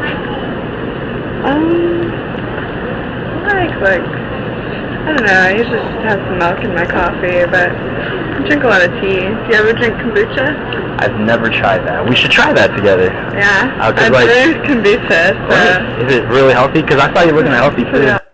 Kombucha tastes like piss. Because I really like healthy, like, kind of stuff. Yeah, I'm a big vegetable fan. Alright. What's your name? Anna, A-N-N-A. Last name? Name. Let me skip forward here. All he does here is get her number. We don't need to know that stuff. Okay, so that's pretty much it. Here's my summary to the guy who did this and to anyone watching. Learn to slow down when you speak. And when you're going to give commands and suggestions like, that's happening, you want to mark it out. So you don't say, I find when that's happening. You say, I find when that's happening. Just a little bit of a difference, either in the tonality or the volume. That's a big thing. Second, you're still doing too much questioning in the beginning. Move from a question to a game or a quiz. And a lot of this stuff requires that they be seated down in front of you rather than walking around. I understand that you incorporated that, and I get it. So those are my major pieces of feedback. Hey guys, it's Ross Jeffries, and this is the Answers to Students video module for our friend down under, Mr. Swoop, from May 2009. Here's Swoop's question. His question relates to the overall structure and pace of using speed seduction. He wants me to speak a little bit about the overall structure of SS interactions and the general pacing. How soon should he begin using patterns? What's the best order to do patterns? Very typical common question and an important one. Here's my structure revealed. First, let me give you my metaphor. When I'm doing speed seduction, what I envision, my metaphor, is doing Aikido. I'm sort of like the Aikido master, and I'm going to feel that other person out. I'm sort of moving around with them, not quite pushing against them, but sharing energy with them. I want to see how they move. I want to pick up their rhythm. Where are they in balance? Where are they a little off balance? Where are they offering me something that I can pull them forward into me? So I'm testing. I'm looking for the rhythm. I'm looking for the opening. I also want to see, what is she responding to? If I offer something, is she strongly biting down on that, or is she like nibbling at it, or does she have no response at all? So this is my structure. This is my metaphor. Aikido, fishing. And another key point I want to give you, knowing what to look for, how to observe, what to listen for, that is a pattern of seduction. It's a very vital and important pattern of seduction, even though it doesn't involve anything that you say. So bear in mind that observation and listening and knowing what to listen and look for is a huge part of my skill set. So that said, when it comes to structure, there's sequential, there's continual or continuous, and then there's periodic. Now, while your question is about sequence, order, structure includes more than that. So you're asking me about the sequence, but in fact, structure includes more than what you do in a sequence. Yes, structure includes sequence, the order of spoken patterns, the order in which you do things. But it also includes what you do continually and consistently all the time. So consider that part of your structure is not just the sequence of what you do, but the things you're always going to be doing. What are those? Well, you're always going to be maintaining rapport, you're always going to be maintaining your state, and you're always going to be calibrating, observing the woman and seeing where she's at. And then there are those things that you return to periodically. What would be an example of things you return to periodically? You could periodically return to her trance words. You could periodically pick up or return to themes that you introduced earlier on in the Sarge, or earlier nonverbal responses she's giving you, her self-anchors or the anchors that you set on her. So bear in mind that structure and sequence are not one and the same. Now, there are 5 types of spoken patterns. The first one are the memorized speeches that most guys think of when they're first learning speed seduction. Great stuff. Discovery Channel, blowjob pattern, incredible connection. The second type of patterns are seduction questions. When you really want to cut loose and just indulge yourself, what do you love to do? These questions bring up the types of themes and the kinds of responses that we can build in to open up those deeper, more seducible places in a woman's mind. There are jokes, stories, and poems. These are actually a subcategory of type number 1. Jokes, stories, poems, voodoo dildo joke, all sorts of poems, fascination poem. There's tons of them. Then there's quizzes and games like the Snack Quiz, Twin Brothers, etc. And finally there's demos, cube, handwriting analysis, blammo, that sort of thing. So I think, as you can see, there's 5 different kinds of spoken patterns that you can do. My overall sequence is first to observe. I want to observe the person quickly before I say anything. I want to see, is there anything I can observe about them that I can use? Anything I can observe about what they're doing, how they're standing, their energy, something that, in which the way they're interacting with other people, the way they're interacting with the external environment, their internal processing. Is there anything I can observe? Then I want to open them up and engage their attention. I want to evaluate, how are they responding to me? Are they responding to me in a way that makes me want to keep going, or should I eject? Then I'm going to go further with either a seduction question or a game or a quiz. I'm going to develop that response and intensify that response, and then I'm going to close. That's my basic overall sequence. Now, bear in mind that one of the things I also like to do is go back and forth between doing something that's a little bit intense and then being funny. So I like to fractionate back and forth between those things. Sometimes I'll be really, really funny, and then I'll do something that really demonstrates a lot of command and a lot of understanding. Sometimes, I vary it up a lot. So remember, the part of what I periodically return to is I periodically fractionate. Here's a real-life example. The cafe where I wrote this PowerPoint. I was coming in and I saw there were no tables to plug into my computer, but this girl was getting up from the table. She said, "Here, I'm leaving a second. You can have my table." So she sort of engaged me. But then I thought, okay, let's engage her a little bit. I looked at her and I said, "Are you a fighter? You look like you can fight." Now, you could call that a comment, question, observation, but I'm engaging her. I want to see how she responds to that. Why did I offer that? Because it arouses curiosity. They're not used to hearing it. What do you mean, am I a fighter? Is he insulting me? Is he complimenting me? It creates a little curiosity. And she answered, she said, "No, my big shoulders come from kayaking." All right, now she's offering me that information. I didn't ask. I just simply said, "Can you fight?" So the fact that she's offering me information is a good sign. So I'm going to develop that response. So I said, "Kayaking, does that involve this kind of movement?" Because I was curious. And She said, yeah. And then she said, I kayak in the ocean. It's a great escape from city and traffic. Now, she's offering me more information, and she leaned on a word. She leaned on the word escape. Now, that tells me, oh, escape. Then I think to myself, well, what theme does that give me the opportunity to introduce? And how can I introduce that theme? Well, the thing obviously would be escape, indulgence, right? Maybe fantasy. So what are some of the ways I could build on that theme? I could have gone to, Discovery Channel. You know, when I like to escape, I like to go to amusement parks. Do you like roller coasters? Or I could have said escape. Wow. When you really want to cut loose, I could have gone there. In this case, I sort of modified it. I said, really, tell me more about that. When you really want to escape, if we were to escape together out in the ocean and do this kayaking, tell me, what's our adventure feel like, and what's your favorite part of it? Do you understand where I'm going with this? Now, that's not necessarily a sexual thing, but remember, I think in terms of compartments. Here's her compartment where she thinks about sex or sexual feelings. Here's her escape compartment, and there's a little overlap between them. With some girls, it's a huge overlap. So I'm beginning to awaken those deeper parts of the mind. Now, had I been interested, which I was not, I would have changed the tone. Once she gave me that answer and developed it, I would have introduced a game or a quiz. Why would I do that? Because I want to change the tone from something that's really curious, intriguing, and a little bit heavy to being funny. And also, when I introduce a game or a quiz, like Snack Quiz or Twin Brothers, think about it. Snack Quiz, it's introducing the themes of indulgence, pleasure, oral pleasure.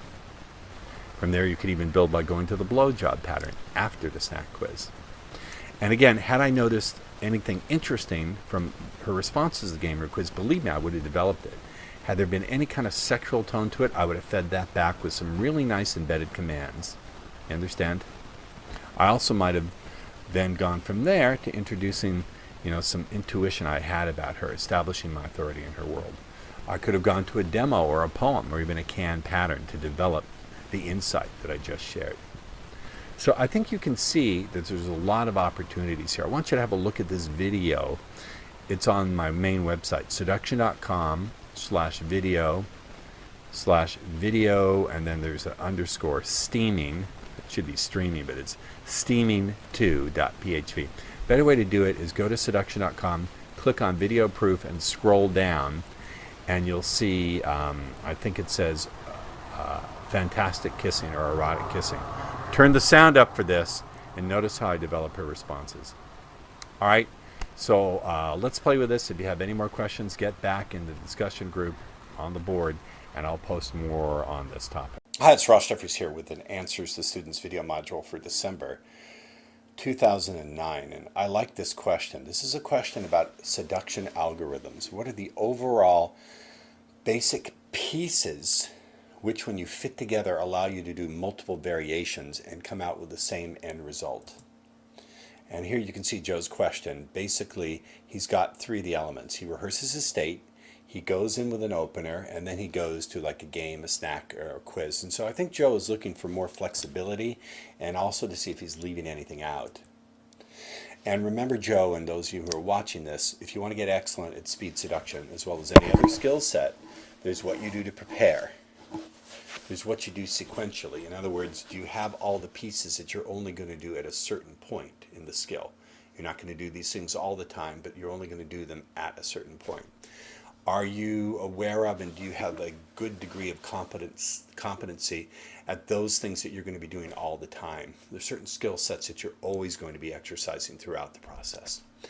Then there are the things that you do periodically. There are things that you're going to return to over certain periods of time throughout the process. There's what you do when you close the deal. And finally, there's your review process. Do you have a really good review process? So as you're listening and really absorbing this answer, I would also encourage you to look at these various different places in time for your activity and decide where you might need some work. Here's a big skill set that I think that you're not thinking about, Joe, which is noticing and utilizing her responses. What I see is a sort of mechanistic, one-sided approach where you do A, B, C, D, but what you're not factoring in is the skill set of noticing and utilizing her responses. Now, maybe in fact you are doing it, I don't see that in the question. So it's really important with speed seduction to remember that a big piece of the skill set, like a third of it, is knowing how to notice her responses. Are you getting trance words from her? Are you getting her personal trance anchors? Are you able to see, hey, she's really responding to this particular format? In other words, she really likes games, but she doesn't respond well to questions. Or she really likes this particular theme, but she doesn't like that theme. She really seems to respond more when I come from a powerful, commanding vibe as opposed to being funny. Are you able to notice her responses and let her responses shape what your behavior is going to be? This is a key skill set that I think you would really do well. And another piece before I move on here is also to encourage you to look at the nonverbal portions of the skill set, meaning, strike that it's not that they're nonverbal, but they're analog. And the difference being that rather than being the exact words, it's how you say them. So one skill set you may want to look at as well is knowing when you're going to begin to shift your speaking in a way that becomes more hypnotic and intriguing. So again, my question is, how are you noticing and using her responses? What are you understanding? What are your understandings about how to do that within that skill set? So after the openers, let's say we've got that down. Sequentially, here's what you can do. You can go to a game or a quiz, which is what you've been doing. From that game or quiz, depending on how she responds, if she responds well, you can talk about the theme that that game and quiz brings up. For example, if you're doing twin brothers and you go through that, you can say, I think you learn so much about people by learning how they connect deeply with your desires, Debbie. And my friend was saying that when you feel that strongly and you look through a window at something you really want, you understand? So you can play off of that. Or you could go to a seduction question. We will do a module this month on seduction questions. It's coming up, so you'll see it. Look in the members area. Or, you could go to something you notice about her. I just realized something. You make imagery in your mind very, very vividly. Let me show you something. And from there, you can go to a demo. Remember, this is a really important piece too. How are you using embedded commands? How are you using suggestions? No matter what particular format you're using, a game, a quiz, the cube, a joke, a question, you always want to be embedding commands and suggestions. These are the workhorses of speed seduction. So one of the things you also want to look at, Joe, is big chunk, small chunk distinctions. Do you need to improve the small chunk pieces, like how to use commands and suggestions, or do you need to improve large chunk, your conceptual understandings, or both? So one thing I want to do for you is to suggest that you practice embedded commands and self-referring gestures throughout every phase of the algorithm. No matter what you're doing, I give you the assignment of writing down in advance some of the embedded commands and even sexual metaphor you're going to use, and then practice using them through every format. Practice using them through playing games, practice using them through quizzes, practice using them through seduction questions, practice using them through demos, practice using them in how you bring up themes. Practice, practice, practice, practice suggestions and commands, and then how you notice the responses and utilize them. Hey guys, it's RJ. Great to be here with you. This is the Answers to Students video module for April 2010. And again, my apologies for getting behind here. This is a great question from a student who wanted to know some key major steps for the newbie to attain mastery. No matter what level of speed seduction you're at, I think you can go through the various elements I'm about to unveil and reveal and use them to polish your game. And if you're a newbie, of course, these will be of great use to you. So here's his question: how does a newbie attain mastery? How do you move from the beginning steps to getting really good with the stuff? So I say there's 7 elements to mastery of speed seduction. We're going to go through each one in detail, but let me review them briefly here. There's understanding, there's state control, there's rehearsal and practice, there's designing vibe and meaning, there's developing a useful orientation, there's the practice to recognize mistakes, and then there's number 7, which you already have, so I won't be going through it here, and that's getting the best damn coaching. You've already got that. Let me talk about the elements of understanding. First of all, you understand how women create their emotions. You get that the speed seduction language patterns, they're not something I made up. They're not something I channeled from a space alien or got from some ancient text. They're just reflections of how women think to themselves anyway, They're accurate reflections, models of how women structure their internal world and also how women speak to themselves and to other women. That's why they work. The next understanding you have is that it's most important to think about the emotional states and you want women in, and the flow of feelings you want women to be feeling. They're far more important than the actions you want women to take. And we as men are trained to be action-oriented. How can I get her into bed? How can I get her to blow me? My point with speed seduction is if you get her feeling the right flow of emotions and get her in the right emotional states, those actions will flow naturally. If she's feeling horny, turned on, wanting to be taken by you, all the actions that you want her to do will naturally follow. Also, think of women's psyches, their mind, as having separate compartments. We as men, when it comes to desire, we have one big compartment. It's called, I want to get laid now.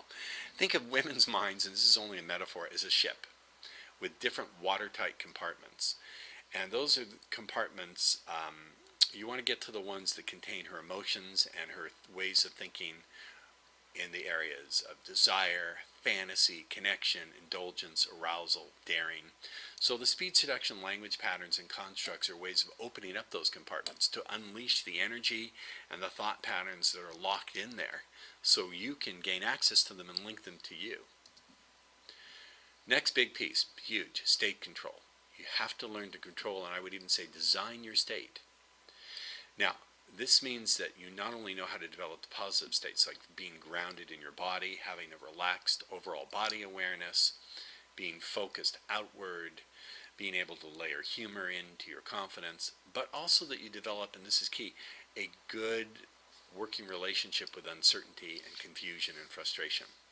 Because you're going to be feeling from time to time some of those things when you're with women and also when you're by yourself trying to figure out what the fuck went on. So state control is not just about building positive states, but building a state that gives you a good relationship, and we'll get to this a little later, with uncertainty and confusion and frustration. Very important. Next big piece, rehearsal and practice. You develop a good strategy, so before you even go out, you rehearse how you're going to sound, how you're going to look, how you're going to act, how you're going to react. You rehearse your movements, your gestures. You rehearse it out loud. But also, you understand you have to go out and practice in the real world as much as you can, wherever you can. I hope this is hitting home for you guys. If you don't have some kind of rehearsal practice before you go out and sarge, you're really missing out. Design your vibe and meaning. In an area of life that's very challenging, where you're working on developing the skill set, one thing that can help before you even get the skill set down is to get the vibe and meaning right. If you get the vibe and meaning right, the ironic thing is you'll come across as confident even if you don't yet have the skills, and the skills will come more easily to you. So I've said this before time and again, the best meaning to give your sarging efforts is a fun learning frame. Not I've got to make it work, or the bitch better like me, or what if this doesn't work for me, but let's go have some fun and see what I can do in the world. It's not a do or die mission, it's a fun experiment. And this brings up the next big piece, which is get the most useful orientation. First and foremost, notice what works. I've said this before, I'll say it again many, many times. In an area of life that's been deeply challenging, it takes training to recognize when you're doing something right. So you learn to recognize even the smallest little piece. Let's say you go to the mall to sarge women and you can't get yourself even to talk. At least you went.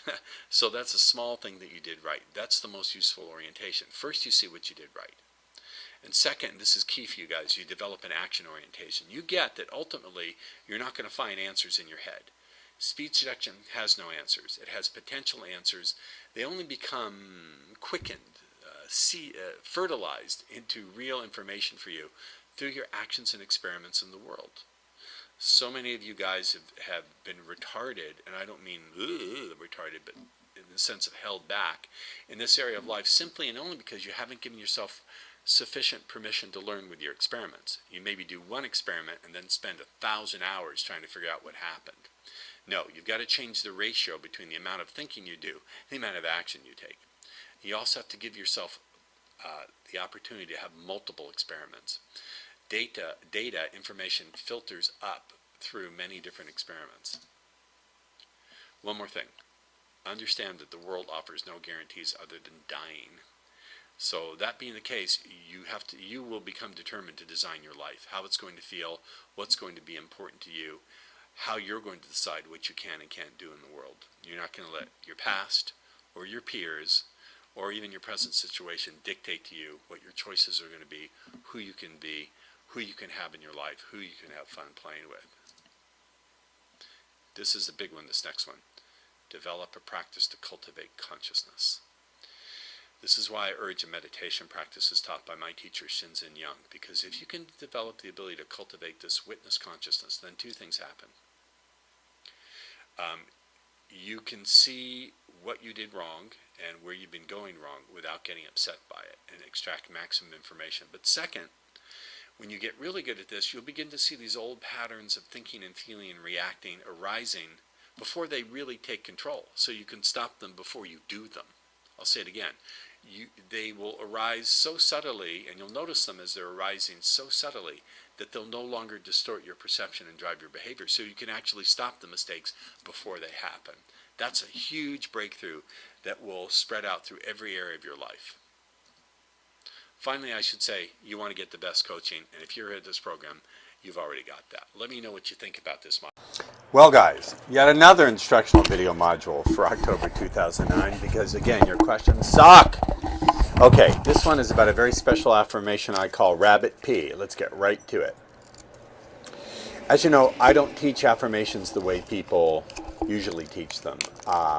Usually they're taught, I am confident, I am powerful. I don't like that. When I do teach affirmations, and I don't really teach them that much anymore, I teach you to say you. You are aggressive, direct, and powerful with the women you desire. You radiate with confidence, self-control, charm that women find irresistibly attractive. Now, I like to use you because it sort of bypasses the conscious mind. It's like you're addressing another part of yourself. So Rabbit P I found to be, I rarely do affirmations anymore, but when I do, this is one of the few that I do. It's very comprehensive affirmation and kind of leaves behind the need to unpack 10 or 15 other ones. So Rabbit P stands for responses, attitudes, behaviors, beliefs, insights, timing, and finally practices. So important, that P at the end gives the power to the rest of it. Really what we're doing here is terraforming the psyche, remaking your internal landscape. Terraforming is a concept introduced in science fiction back in the 50s, I believe. The idea being eventually with sufficient technology, we could take a planet like Mars that's hostile to life and change the atmospheric conditions such that you produce an Earth-like planet. Call it terraforming. Well, in a sense, we're sort of Sargi-forming your psyche with this one affirmation because it's so comprehensive and includes so many different aspects of what you need to shift and add to. So, responses. Well, obviously, that's the first one of the pieces of Rabbit P. It's the R in Rabbit P. Obviously, from time to time, you're going to need to generate responses to what women do. It's not always the case that you're going to be active. Sometimes you have to be reactive. You have to respond to what they do. So responses is the first one. Attitudes. Got to have the right attitudes. I've shared many of those with you in the past. But what this does is summarize them all into one big folder so you don't have to repeat the individual ones. Behaviors. Now this is addressing the level of action. So you'll notice in these they go back and forth between addressing an internal quality and then an action in the world that's influenced by that quality. So again, we have to master the right behaviors.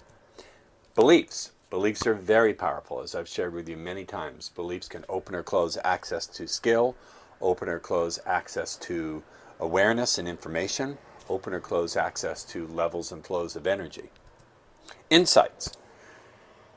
Sometimes we're going to need to evaluate women, either immediately in the field or when we're away from them, and get the right set of instructions, so to speak, on how to handle them.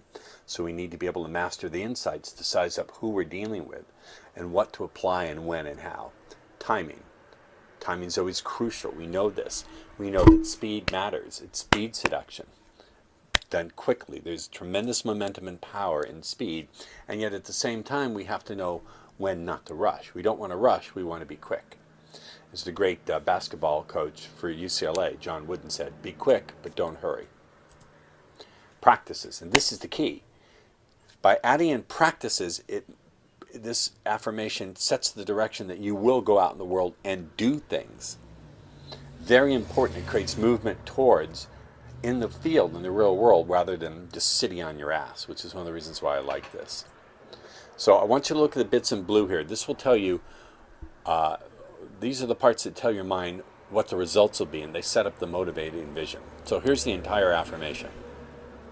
You're mastering the responses, attitudes, beliefs, behaviors, insights, timing, and practices that are bringing you wonderful sexual, physical, emotional, and total satisfaction and pleasure with the most desirable women who delight and please you in every way.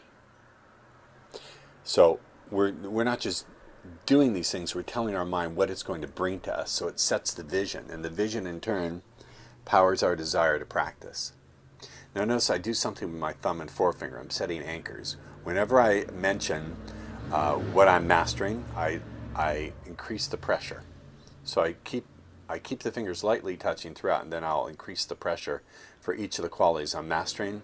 And then when I describe what the satisfaction is bringing me, what it's bringing me, the kind of satisfaction, sexual, emotional, physical, and what kind of women, I increase the pressure. So go ahead, practice with this. Just do it 3 times in a row. You don't have to do 10 or 5. Just do it 3 times before you go to sleep at night, when you wake up in the morning, and then maybe once during the day.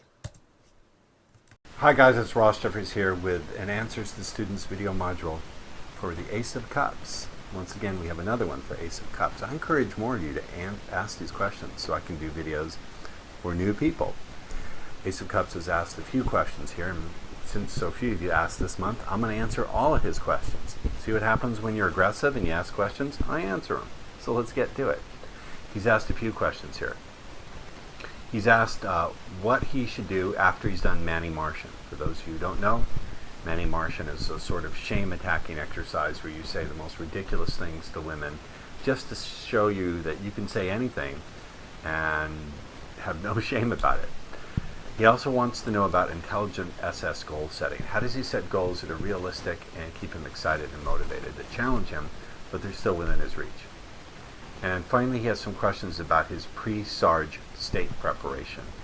So I'm going to answer all your questions, AC, since you stepped up and asked. So let's start with the third question first. Let's start with that one, and then we'll go to the other questions, because I think it's the easiest of the questions. He asks, how does he know when he's done enough pre-Sarge preparation? So my answers are, first of all, I would say that you should rehearse out loud what you want to say. So if you have a particular piece of patterning or particular pattern that you're really seeking to master, a particular technique, rehearse it out loud 2 or 3 times so you really got what it sounds like. Sort of roll it around in your mouth. What is the kinesthetic overall feel of saying the words? I want you to also rehearse with feeling the relaxed awareness that you're going to carry through the Sarge. I like to teach people to aim for a relaxed, grounded, centered, will-focused, will-infused, relaxed self-awareness. So you're aware of what's going on, you're aware of her, you're aware of your own state, but it's a relaxed awareness. Then I want you to imagine success through her eyes. Now I've explained this before, but that means simply imagine being inside of her, looking at you, seeing what she would see as she thinks to herself, damn, this guy's pretty hot. And feel a little bit of that feeling she'd feel on the inside as she realizes she's attracted to you. Okay, let's get back to the other questions. With regard to Manny Martian, here's what you ought to do. I want you to pick a walk-up approach or method that you like. Remember, there's the put-on, the compliment, question, observation. You could try a particular technique, like implied compliment. Pick one technique or tool or approach from the walk-ups that you would like to master. Then pick one venue. Not a dozen different ones, but one venue, a supermarket or an outdoor mall or whatever. Pick one. And I want you to approach 10 women with that one method in that one venue. For each woman you approach, once you've introduced yourself, do a quiz or a game. So snack quiz, twin brothers. If you want to, you can start with snack quiz and go to twin brothers. But limit yourself to that. Don't be doing 2, 3, 4, 5, 6 things. Get good at one thing or one combination.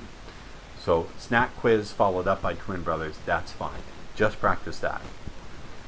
Record your results in a journal, report back on the discussion board. Here's the point.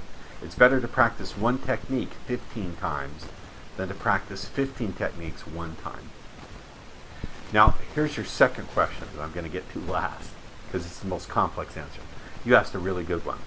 So, how do you set realistic but exciting goals that are challenging? So what I've come up with here is a 90-day plan for you, a 90-day skill plan. So here's what you ought to do. For the first 30 days, you ought to get the walk-up process mastered with one approach and one venue. That's essentially the assignment I just gave you. Get one good opening routine, a game, a quiz, a question, a demo. Get that down. Practice that for 30 days. Okay. The next 30 days, I want you to do all that, but add in 1 or 2 follow-up demos or patterns to accelerate her responses. So 1 or 2 follow-up demos or patterns. Could be the blowjob pattern, could be Discovery Channel, could be a demo like the Cube or the Blammo. I also want you to start working in Kino, physical escalation. Start working in touching women. And I want you to practice, noticing her responses. When is she giving you really good, strong verbal responses loaded with trance words? Also, practice noticing when she's giving you her personal anchors, like, that sort of thing. Notice that. The next 30 days after that, so now you've gone 60 days into the plan. I want you to practice feeding back and developing her responses, the verbal and the nonverbal ones. Practice one really good sexual accelerator pattern, and then practice physical closing. Get it? I think this is realistic. It'll be a total of 30 girls to practice on, 10 approaches a month. Anyone can find time to do that. If you can't find time to approach 10 women a month, you're not serious about this. Quit. Exciting. You can see how the skill sets are building and moving you toward where you want to go. Now, I should say, if in the course of the first month you find it's flowing and suddenly you find yourself accelerating and you find yourself getting laid, don't stop yourself from getting laid, my man, because it's not on the schedule. Go right ahead. Please forgive me, my allergies are acting up here. I hate scratching, but I can't help it here. Does that make sense? Give me your feedback. Let me know how this works for you. I want you to really get into this 90-day plan. And anyone who's watching this, join in on the plan. Ask me for details. So one thing you might want to do for August is start asking me for details on how to execute various different parts of the plan. I really am glad that you stepped up and asked, Ace. Congratulations.